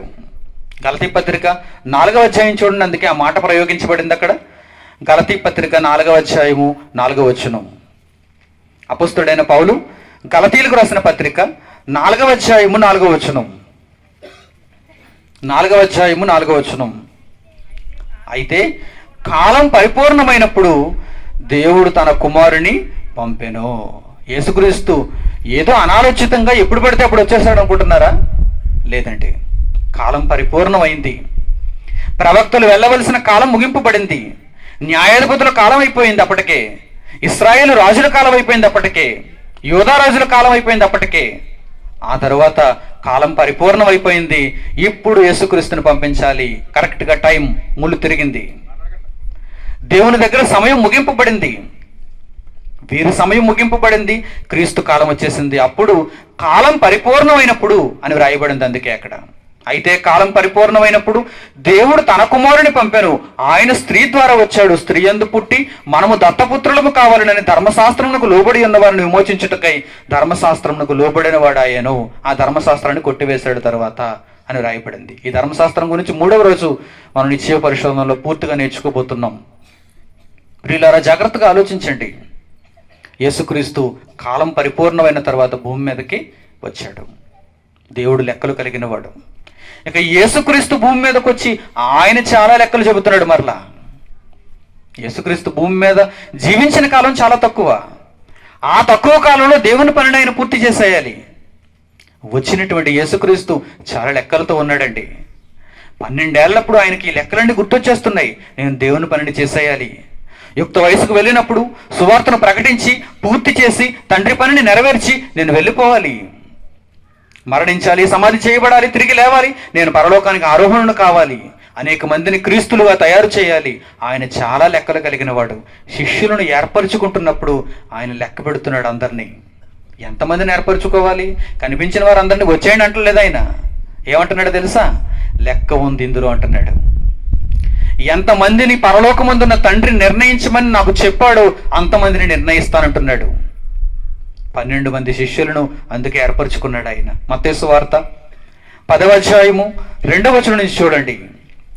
మత్తయి సువార్త 10వ అధ్యాయము 2వ వచనం నుంచి. మత్తయి సువార్త 10వ అధ్యాయము 2వ వచనం నుంచి జాగ్రత్తగా చూడండి. యేసుక్రీస్తు ఎంతమందిని ఏర్పరచుకున్నాడో అక్కడ మనకు కనిపిస్తుంది. ఆ 12 మంది అపోస్తలుల పేర్లు ఏవనగా వారినే పంపిస్తున్నాడు. దెయ్యములను వదిలించటానికి, సువార్తను ప్రకటించటానికి, అద్భుతములు చేయటానికి, మహత్కార్యాలను మనుషులకు చూపించి దేవుని రాజ్యంలోనికి వారిని తీసుకుని రావటానికి యేసుక్రీస్తు 12 మంది శిష్యుల్ని ఏర్పాటు చేసుకున్నాడు. ఆ 12 మంది పేర్లు చెబుతున్నాడు చూడండి అక్కడ. మొదట పేతురు అనబడిన సీమోను, నెంబర్ 1 సీమోను. సీమోను అనేటువంటి ఒక పేరుంది ఆయనకి, పేతురు అనేటువంటి పేరు కూడా ఉంది. 2 పేర్లతో ఆ కాలంలో ఆయన్ని పిలిచేవారు. పేతురు అనబడిన సీమోను. తర్వాత రెండో వ్యక్తిని చూడండి, అతని సహోదరుడకు అంద్రేయ. పేతురు యొక్క సహోదరుడకు అంద్రేయ. కన్ఫ్యూజన్ లేకుండా బాగా రాసుకోండి, ఒకదాని కింద ఒకటి. యేసుక్రీస్తు శిష్యుల పేర్లు నెంబర్ 1 పేతురు అనబడిన సీమోను, లేక సీమోను అనబడిన పేతురు. నెంబర్ 2 అంద్రేయ.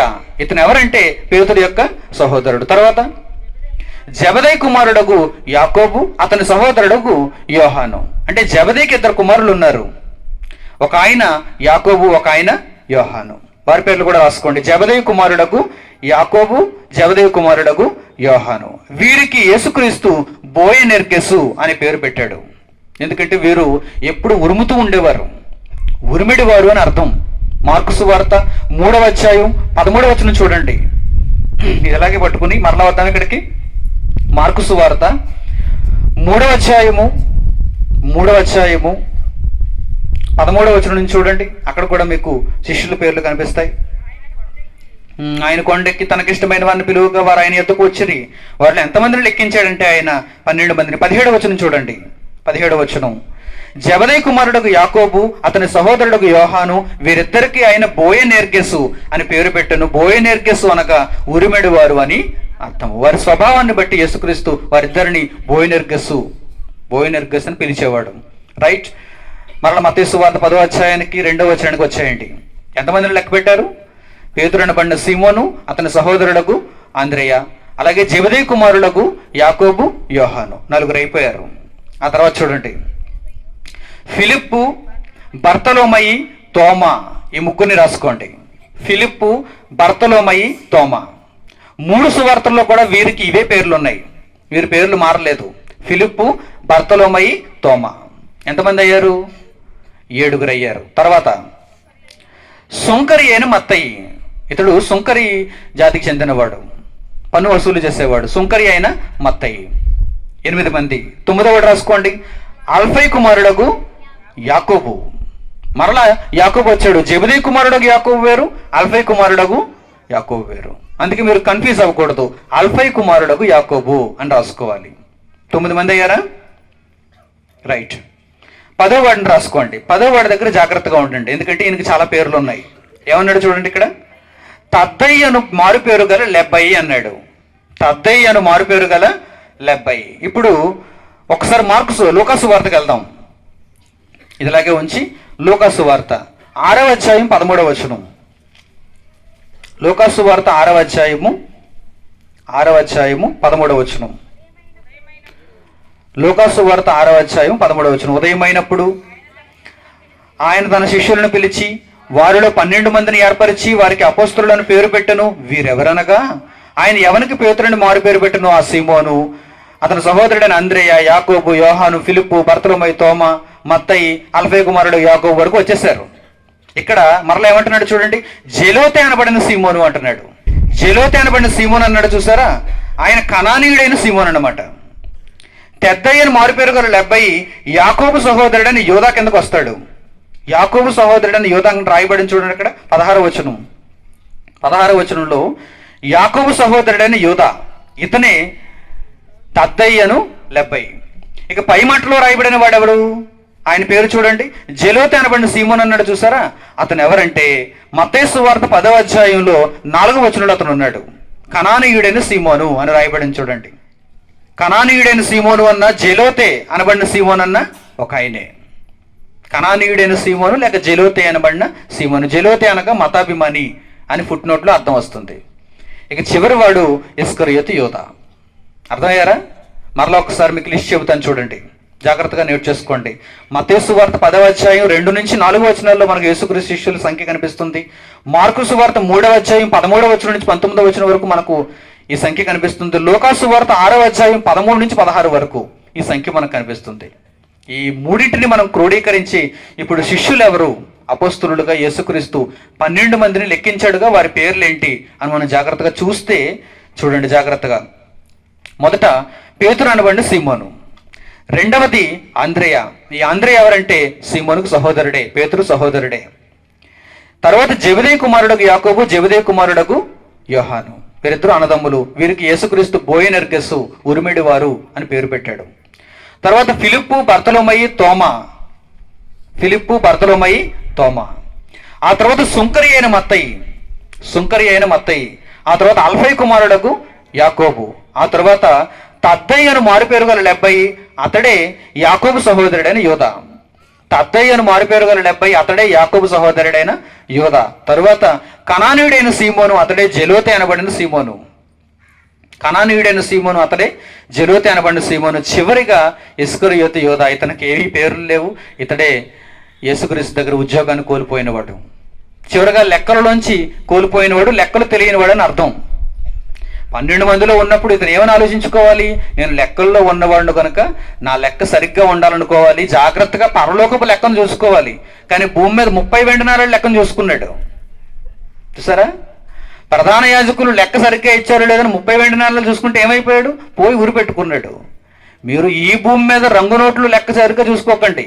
అది చూసుకున్నా చూసుకోకపోయినా పెద్దగా ప్రాబ్లం లేదు.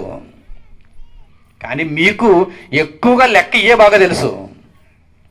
రాబోయే మేము సంపాదించేదంతా, జేబులో ఉన్నదంతా, దాచుకున్నదంతా, ఇవన్నీ మీకు బాగా గుర్తుంటాయి. కానీ ఇశ్రాయేలీలలో రూబేను గోత్రం యొక్క సంఖ్య ఏంటంటే ఇప్పుడు ఎవరు చెప్పలేరు. గుర్తుండదండి అది. పరలోకానికి వెళ్ళటానికి ఈ సంఖ్యలు మనకు గుర్తుండాలి, ఈ అంకెలు మనకు గుర్తుండాలి. అవి లేకపోయినా పర్వాలేదు, వాటి మీద దృష్టి పెట్టకండి. ఇస్కరియోతు యోధ ఎంత దౌర్భాగ్యుడైపోయాడో చూసారా? 12 మందిలో ఒకడుగా లెక్కింపబడ్డాడు. ఆ లెక్క ఎంత గొప్పదో, ఆ లెక్కలో అతడు ఎందుకున్నాడో అతడు ఆ విశిష్టతను తెలుసుకోలేకపోయాడు. నిత్యజీవ పరిశోధనలోను కూడా లెక్కలోనికి వచ్చారు మీరు. అందుకే మీకు ఒక రిజిస్ట్రేషన్ ఫామ్, అందుకే మీకు ఒక ఐడెంటిటీ కార్డు, అందుకే మీకు రూమ్ నెంబరు. ఇక్కడ పనిచేసే వారికి ఒక లెక్క, ఇక్కడ వాక్యం నేర్చుకునే వారందరికీ ఒక లెక్క, మరలా తిరిగి వెళ్ళబోయేవారు, దేవుని పనిలోనికి వెళ్ళే వారందరికీ ఒక లెక్క.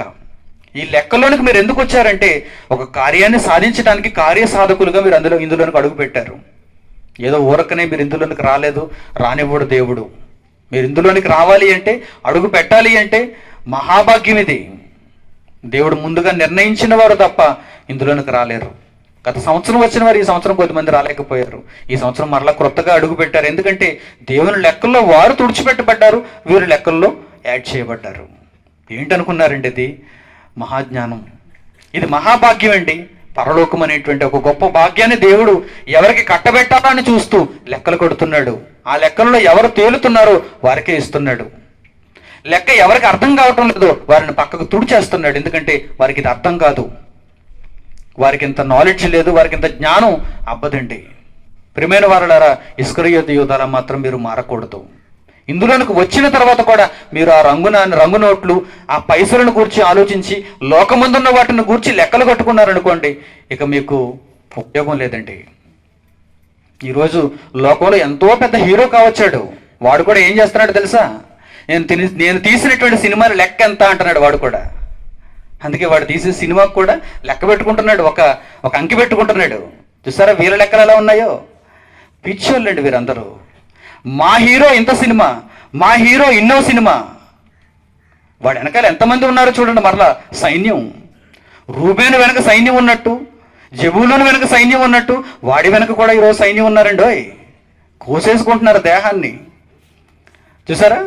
పెద్ద పెద్ద ఫ్లెక్స్లు పెడుతున్నారు, వాడి కొరకు పండగలు చేస్తున్నారు. ఆ లెక్కలలో వారందరూ అపవాది సంతానముగా, అపవాది మార్గంలో వెళ్ళేటువంటి వారుగా నాశనానికి జారిపోతున్నారు. కానీ మనం ఆ లెక్కల్లో లేవు. దేవుడు ఆయన లెక్క పెట్టుకున్న లెక్కల్లోనికి మనం వచ్చాం కనుక ఆ బైబిల్ గణాంకములలో మనం ఉండాలి. పరలోకానికి వెళ్ళే సంఖ్యలో మనం కూడా చేర్చబడాలి. ఇక ముందుకు వెళ్దాం. దేవుడు రాయించిన అద్భుతమైనటువంటి మాట సందర్భంలో మనం జ్ఞాపకం చేసుకుందాం. జాగ్రత్తగా చూడండి. కీర్తనల గ్రంథము, ఆయన లెక్కలు ఏ విధంగా ఉంటాయో, ఏ స్థాయిలో ఉంటాయో జాగ్రత్తగా ఆలోచన చేద్దాం. కీర్తనల గ్రంథం 147వ అధ్యాయం.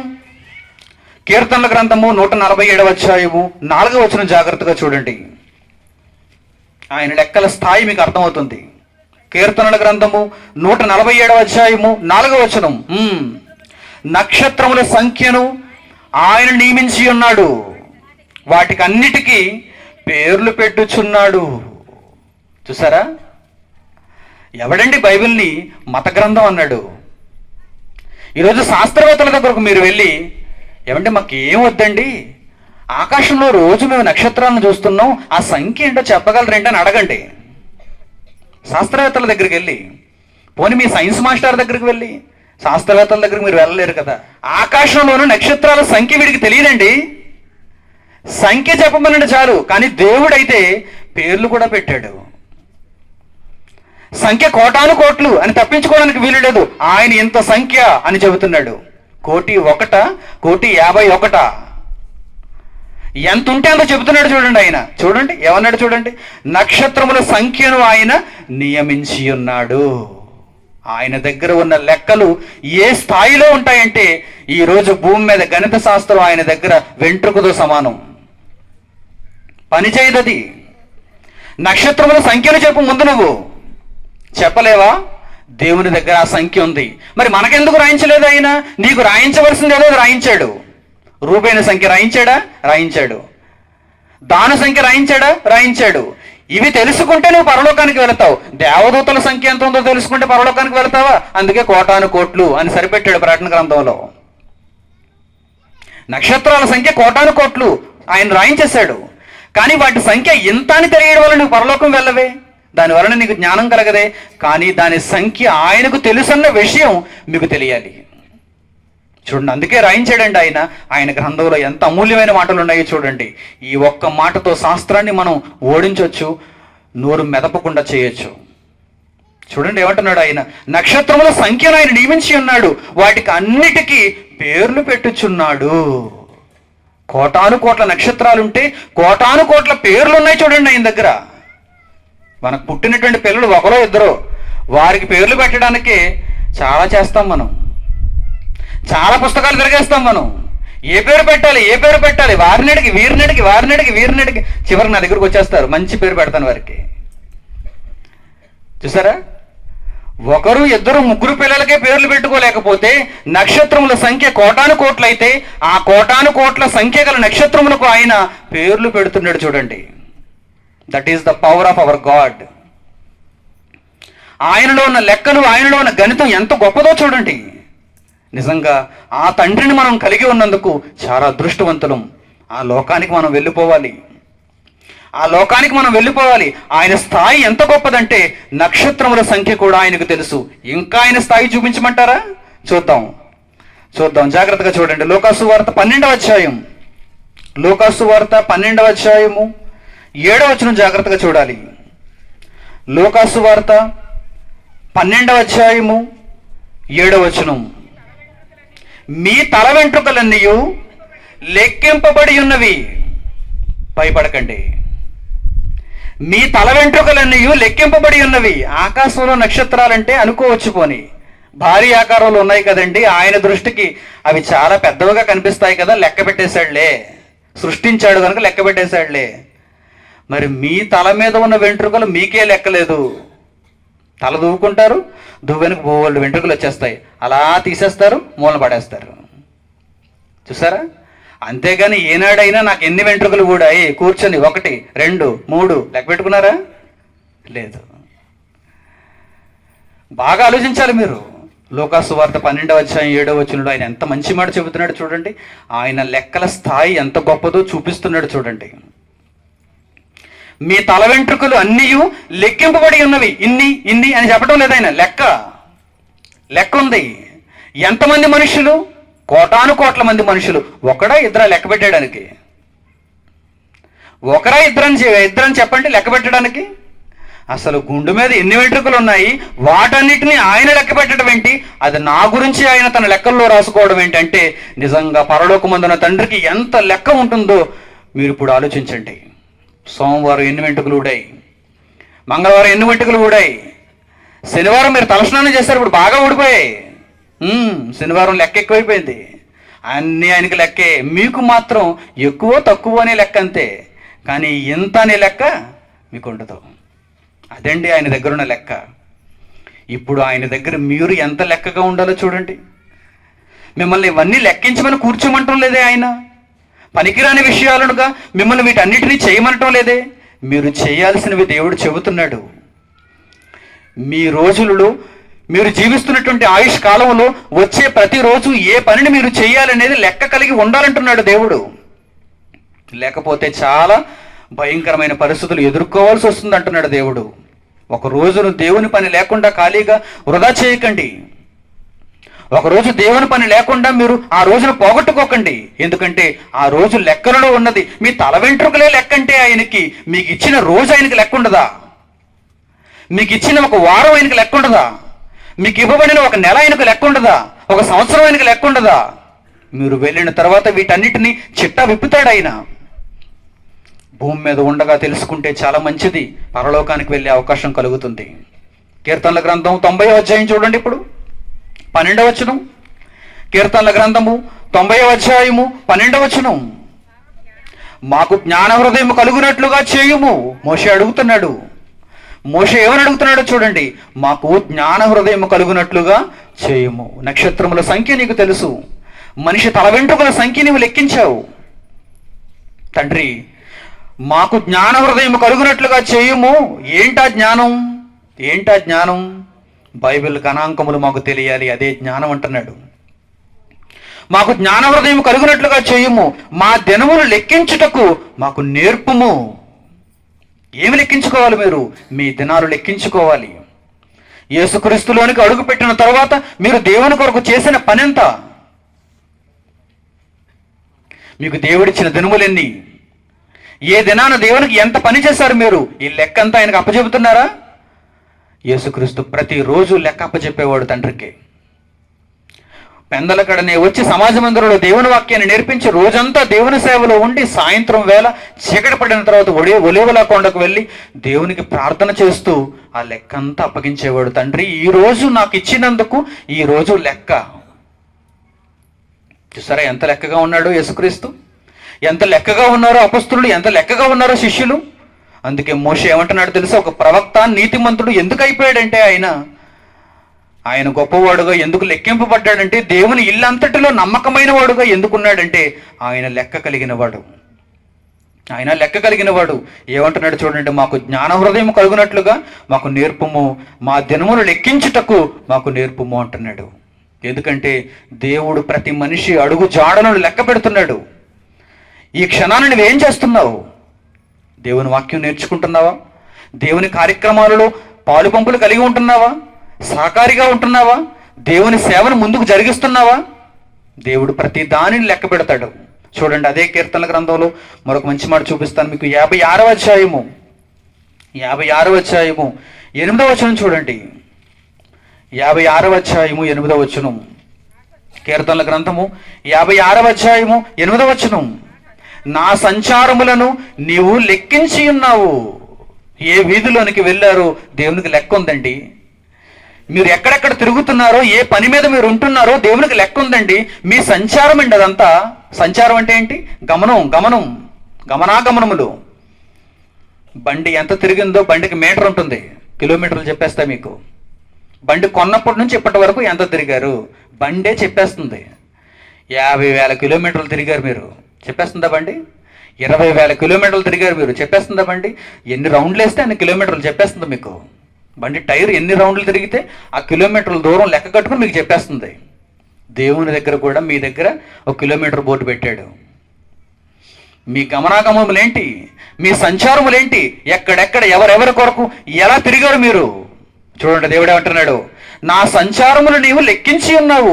నేను ఎక్కడెక్కడ ఎవరెవరి కొరకు అడుగులు వేశానో తండ్రి, నీవు దాని అంతటిని లెక్కించావు. ఆ లెక్కలలో నేను పాస్ అయ్యానా లేదా? లోక సంబంధమైన లెక్కలు అనగానే అందరికీ భయమే. ఎందుకు? పాస్ అవ్వరు, చాలా కఠినంగా ఉంటాయి. దేవుని దగ్గర లెక్కలు ఇంకా కఠినంగా ఉంటాయి. ఆ లెక్కలు పాస్ అవ్వాలంటే ఏం చేయాలో తెలుసా? మీ సంచారములను దేవుని కొరకు మీరు జరిగించండి. ఒక అడుగు వేశారంటే ఆ అడుగులో దేవుని కార్యక్రమం నెరవేరాలి, అప్పుడు మీరు పాస్ అవుతారు. స్టెప్ కరెక్ట్గా వేస్తే లెక్క తేలిపోతుంది. ఎక్కడ? 10th క్లాస్లో ఒక లెక్క మీకు ఇచ్చాడు. ఆ లెక్క మీరు సరిగ్గా సాధించాలనుకోండి, ఏం వేయాలి? సరిగ్గా స్టెప్పులు సరిగ్గా వేయాలి. అదే చెబుతాడు మీకు మాస్టారు. స్టెప్పులు లేకపోతే మార్కులు వేయనరా అబ్బాయి అంటాడు. ఆన్సర్ వచ్చినా కానీ స్టెప్పులు లేకపోతే మార్కులు వేయరు. ఇక్కడ దేవుని కోసం మీ స్టెప్పులు ఉండాలి. ఏంటా స్టెప్లు? ఎక్కడికి వెళుతున్నారు మీరు? దేవుని కార్యక్రమాలలో అడుగులు వేస్తున్నారా? దేవుని కార్యక్రమాలలో మీ స్టెప్పులు పడుతున్నాయా? ఆత్మను రక్షించటంలో మీ అడుగులు పడుతున్నాయా? అప్పుడు వాటికి మార్కులు ఉంటాయి. లేదంటే ఇది వేస్ట్ స్టెప్ అనమాట, కొట్టేస్తాడు. రెడ్ ఇంక్తో కొట్టేస్తాడు, 0 మార్కులు, ఆన్సర్ రాదు మీకు. చాలా కఠినమండి, కానీ సాధించాలండి.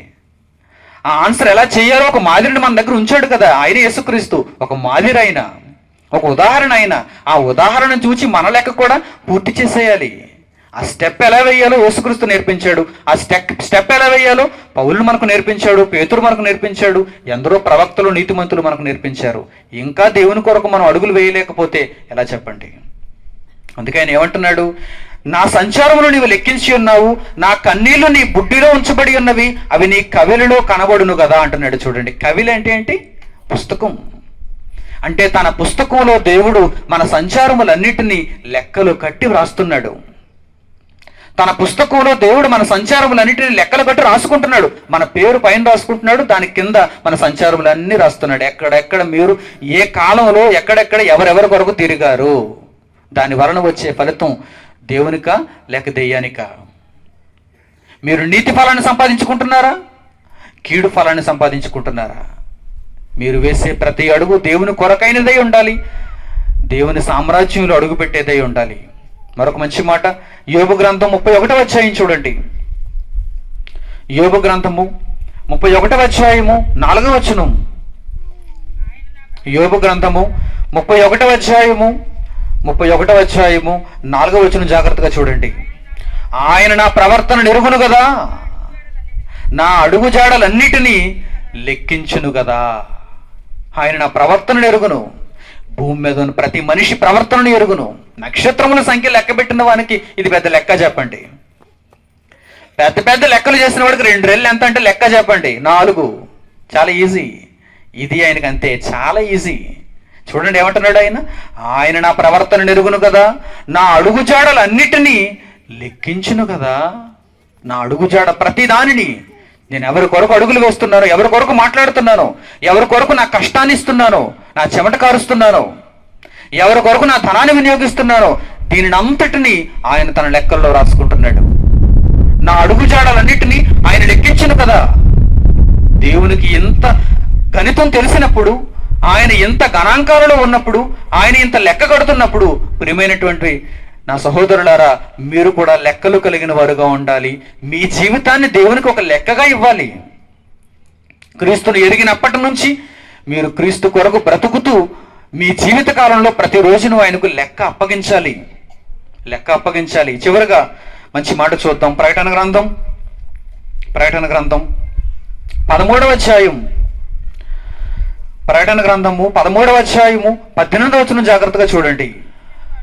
ప్రకటన గ్రంథము 13వ అధ్యాయము 18వ వచనం జాగ్రత్తగా చూడాలి. బుద్ధి గలవాడు మృగము యొక్క సంఖ్యను లెక్కింపనిమ్ము. ఎవరు బుద్ధి కలిగిన వారు? ఎవరయ్యా బుద్ధి కలిగిన వారు? బైబిల్ నేర్చుకుంటున్నటువంటి వారు. ఎవరైతే నిత్యజీవ పరిశోధన చేస్తున్నారో వారు. ఎవరైతే పరలోకానికి వెళ్ళాలనుకుంటున్నారో వారే బుద్ధి కలిగిన వారు. బుద్ధి కలిగిన వారుగా ఉండాలి అనుకుంటే మీరు, నీతిమంతులుగా ఉండాలి అనుకుంటే మీరు లెక్కించాలి. ఎవరిని లెక్కించాలి? చూడండి రాస్తున్నాడు, బుద్ధి గలవాడు మృగము యొక్క సంఖ్యను లెక్కింపనిమ్ము. ఈ భూమి మీద మృగము యొక్క సంఖ్య ఉందండి. మన చుట్టూ ఉన్న ప్రజలలో మృగము యొక్క సంఖ్య ఉందండి. ఏంటి ఈ మృగం యొక్క సంఖ్య? ఎందుకు మనం ఈ మృగము యొక్క సంఖ్యను లెక్కించాలి?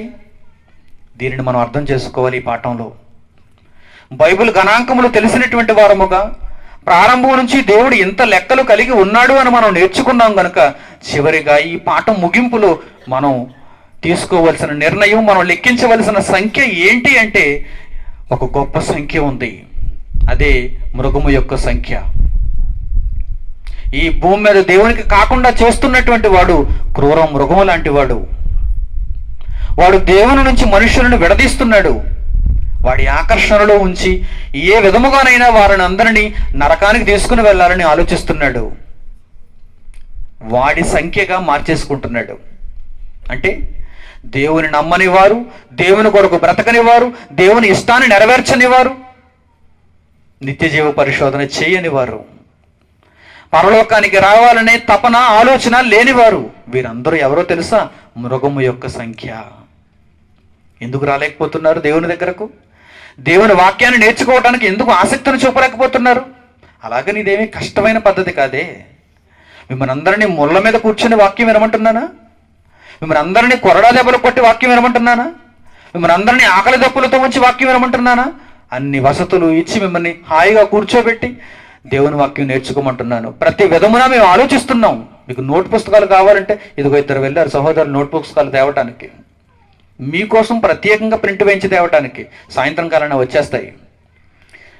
మీకోసం అన్నీ ఆలోచిస్తున్నాం. చూడండి, మిమ్మల్ని దేవునిలో కట్టడానికి అహోరాత్రులు మేము సహోదరులుగా ఉండి ఆలోచిస్తున్నాం అంటే నిజంగా దేవుడు మన ఎడల ఎంత కృపను చూపిస్తున్నాడో చూడండి. అయినా మనం మారకపోతే, అయినా మనం మృగము సంఖ్యగానే ఉండిపోతే కష్టం కదండి. లోకముందున్న మనుష్యులు మృగము సంఖ్యగా మారిపోతున్నారు.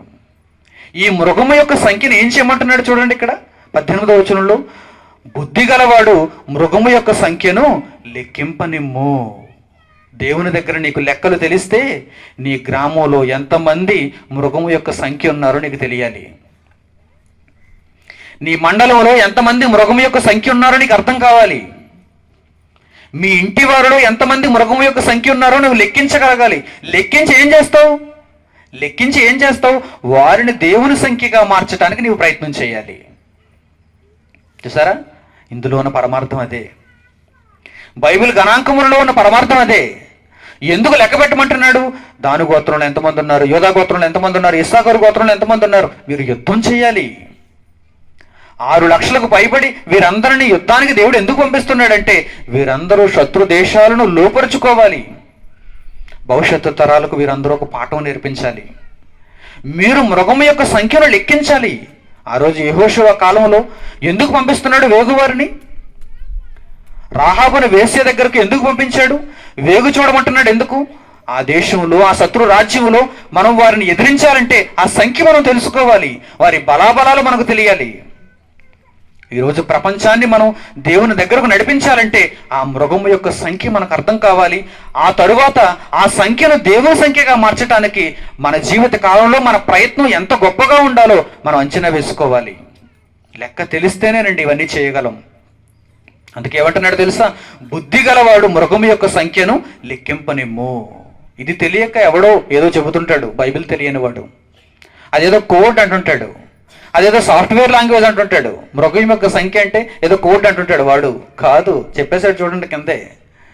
ఏదో సాఫ్ట్వేర్ కోడ్ అనుకోకండి. అది ఎప్పటి నుంచి ఉంది మృగం యొక్క సంఖ్య? సాఫ్ట్వేర్ ఈరోజు మొన్న పుట్టింది.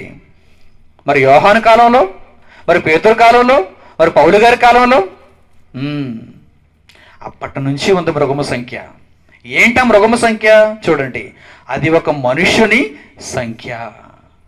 ఏ మనిషి అయితే దెయ్యం దగ్గరికి వెళ్ళిపోతున్నాడు, ఏ మనిషి అయితే దుష్టుని చేత ఆహ్వానింపబడుతున్నాడో, ఆకర్షింపబడుతున్నాడో వాడు మృగము యొక్క సంఖ్య. ఇప్పుడు ఈ సంఖ్యను మీరు లెక్కించాలి. ఆ సంఖ్యను దేవుని సంఖ్యగా మీరు మార్చేయాలి. మలాకీ గ్రంథం దీనికి మంచి వివరణ ఇస్తున్నాడు చూడండి. అక్కడ మలాకీ గ్రంథము 3వ అధ్యాయము, మలాకీ గ్రంథం చూడండి, చివరి పుస్తకం పాత నిబంధన గ్రంథంలో మలాకీ గ్రంథము 3వ అధ్యాయము 18వ వచనం. అప్పుడు నీతి గలవారెవరు, దుర్మార్గులెవరు, దేవుని సేవించి వారెవరు, ఆయనను సేవించని వారెవరు మీరు తిరిగి కనుగొందురు అంటున్నాడు చూడండి. లెక్క తెలియాలి. భవిష్యత్ కాలంలో మీకు ఒక లెక్క తెలుస్తుంది. ఏంటా లెక్క? మృగము సంఖ్య ఎవరు, దేవుని సంఖ్య ఎవరు? మనుష్యులుగా ఉండి మృగము సంఖ్యగా మారిపోయిన వారెవరు, దేవుని సంఖ్యగా బ్రతుకుతున్న వారెవరు? ఇది మీకు తెలియాలి. చూసారా ఏమంటున్నాడు చూడండి, మలాకీ గ్రంథంలో ఏమంటున్నాడు చూడండి. భవిష్యత్తును గురించిన మాట చెబుతున్నాడు చూడండి. అప్పుడు నీతి గల వారెవరో, దుర్మార్గులు ఎవరో ఇప్పుడు మీరు వర్గీకరణ చేయాలి. ఇక్కడికి అందరూ వచ్చేసారు. ఎవరెవరు వచ్చారో వీరందరూ నీతి కలిగిన వారు. ఆలోచించండి. మీరు కష్టాల్లోంచి ఇక్కడికి వచ్చారు, మీ పక్కన ఉన్న సహోదరులు కూడా కష్టాలు ఎదుర్కొని ఇక్కడికి వచ్చారు. నీతి కలిగిన వారు కనుక అందరూ ఒకే పరిస్థితుల్లో ఆల్మోస్ట్ ఇక్కడికి వచ్చేసారు. ఇప్పుడు నీతి కలిగిన వారు ఎవరు మీకు అర్థమైపోయింది. నీతి లేని వారందరూ బయట ఉన్నారు. ఈ 4 రోజులు, 5 రోజులు, 6 రోజులు మీరు నేర్చుకుంటారు. ఇక్కడ మొదటి రోజు అయిపోయింది, ఇంకా 5 రోజులు. చివరికి వచ్చేసాం, మనం ముగింపుకు వచ్చేసాం. మొదటి రోజు ఇంకా బహిరంగ సభతో ముగింపు పడుతుంది కనుక మీకు ఇంకా మిగిలిన ఉన్నది ఒక 5 రోజులు పరీక్షలతో కలిపి. ఆ తర్వాత మీరు బయటకు వెళితే అందరూ ఎవరు కనిపిస్తారు? నీతి లేని వారందరూ కనిపిస్తారు. ఇప్పుడు ఆ సంఖ్యను లెక్కిస్తూ వారిని దేవునిలోనికి మీరు తీసుకుని రావటానికి వారి మీద కనికరాన్ని చూపాలి. అగ్నిలో నుండి లాగినట్టు కొందరిని రక్షించండి, సందేహపడు వారి మీద కనికరాన్ని చూపండి. యూదాపత్రిక బాగా ఆలోచించాలి మీరు. అందుకే ఏమంటున్నాడు చూడండి, అప్పుడు నీతి గలవారెవరో, దుర్మార్గులు ఎవరో, దేవుని సేవించేవారెవరో, ఆయనను సేవించని వారెవరో గుళ్ళకు వెళ్ళిపోతుంటారు, చర్చికి వెళ్ళిపోతుంటారు, దేవాలయానికి వెళ్ళిపోతుంటారు. ఎలా సేవ చేయడానికి? యేసుక్రీస్తు బొమ్మ, చెక్క రూపంలో యేసుక్రీస్తు బొమ్మ పెట్టి అక్కడ ఊతుంటారు ఇలాగా. అది దేవుని సేవ? మరీ మాత బొమ్మ పెట్టి ఒక అగరబత్తి వెలిగిస్తారు, అది దేవుని సేవ? విగ్రహారాధన. విగ్రహారాధన. దేవుని సేవించేవారు ఇక్కడ కనిపిస్తున్నారు చూడండి మీకు. దేవుని వాక్యం కోసం అహోరాత్రులు ఆలోచించేవారు, దానిని జ్ఞాపకం ఉంచుకోవడానికి సాధన చేసేవారు, సమాజంలోనికి వెళ్ళి దేవుని కొరకు బ్రతకాలని ఆశపడి తిరిగి వెళ్ళబోయేవారు. దేవుని సేవించేవారు వీరే. దేవుని సేవించేవారెవరు? ఆయనను సేవించని వారెవరు? తెల్లవారుజామున లేకపోవచ్చు నీవు ఏదో దేవునికి భక్తి అని, కానీ నీవు సేవించటం లేదా ఆయన్ని. దేవుని సేవించేవారెవరో నీకు అర్థమవుతుంది, సేవించని వారెవరో నీకు అర్థమవుతుంది. ఇప్పుడు నీవు మృగము యొక్క సంఖ్యను లెక్కించాలి. మృగము యొక్క సంఖ్యను లెక్కించిన తర్వాత ఆ మనుషుని సంఖ్యను మృగము సంఖ్యగా మారిపోయినటువంటి వారిని దేవుని సంఖ్యగా నీవు మార్చటానికి నీ సాయశక్తులను నీవు ప్రయత్నం చేయాలి. ఏ విధముగానైనను కొందరిని రక్షించటానికి అన్ని విధముల వారికి అన్ని విధముల వాడనై ఉన్నాను అంటున్నాడు పౌలు. ఏ విధంగానైనా కొందరినైనా రక్షించాలి. ఎందుకంటే మృగము సంఖ్యగా ఉండిపోతే పాతాళానికి జారిపోతారు, అగ్నికి ఆహుతైపోతారు, కలకాలం వారు వేదన అనుభవిస్తారు. అటువంటి పరిస్థితులలో నుంచి ఆ సంఖ్యలో కొద్ది సంఖ్యనైనా మనం దేవుని సంఖ్యగా మార్చగలిగితే దేవుని గణాంకములు, బైబిల్ గణాంకములు మనకు అర్థమైనట్టే. ప్రార్థన చేసుకుందాం. తలలు వంచి ప్రార్థనలు ఎక్కివించండి.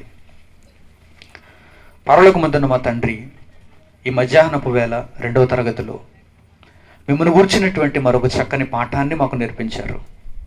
మీరు ప్రతి విషయంలో లెక్క కలిగిన వారు, సృష్టి నిర్మాణంలో లెక్క కలిగిన వారు. సృష్టిని తయారు చేసినప్పుడు వాటన్నిటికీ సంఖ్యను మీరు నియమించారు, వారికి పేర్లు పెట్టి పిలుస్తున్నారు. మనిషి తల వెంట్రుకలు సైతము మీరు లెక్కించి మీ లెక్కల స్థాయి ఎంతో మాకు చూపించారు. ఇశ్రాయేలీయులను మాకు ఒక ఉదాహరణగా నేర్పించారు. ఈ గణాంకములన్నిటినీ అర్థం చేసుకున్నటువంటి మేము మృగము యొక్క సంఖ్యను లెక్కించి ఆ సంఖ్యను దేవుని సంఖ్యగా మార్చుటకు మేము ఎలా ప్రయత్నించాలో తండ్రి జ్ఞాన హృదయము కలిగేటట్లుగా మాకు సహాయం చేయండి. మా అడుగుజాడలన్నిటినీ మీరు లెక్కిస్తున్నారు, మీ కవిలిలో వాటిని రాసుకుంటున్నారు.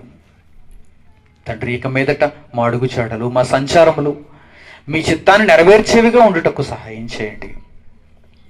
5 రోజుల పాటు వీరు నేర్చుకుంటున్నటువంటి ప్రతి పాఠం వారి మనస్సులలో స్థిరముగా నిలుపుబడి భవిష్యత్తు తరాలకు తండ్రి వారు సేవ చేయగలుగునట్లు, వారి పేరును జీవగ్రంథంలో సుస్థిరం చేసుకునగలుగునట్లు, గణాంకములను మర్చిపోకుండా లెక్కలు తెలిసిన వారై ఉండగలుగుటకు ప్రతి ఒక్కరికి మీ సహాయాన్ని అందించమని వేడుకుంటూ యేసుక్రీస్తు వారి ద్వారా ఈ ప్రార్థన పరలోకమందున మీ సన్నిధికి చేరుస్తున్నాం తండ్రి. ఆమేన్. అందరికి వందనములు. సెలవు.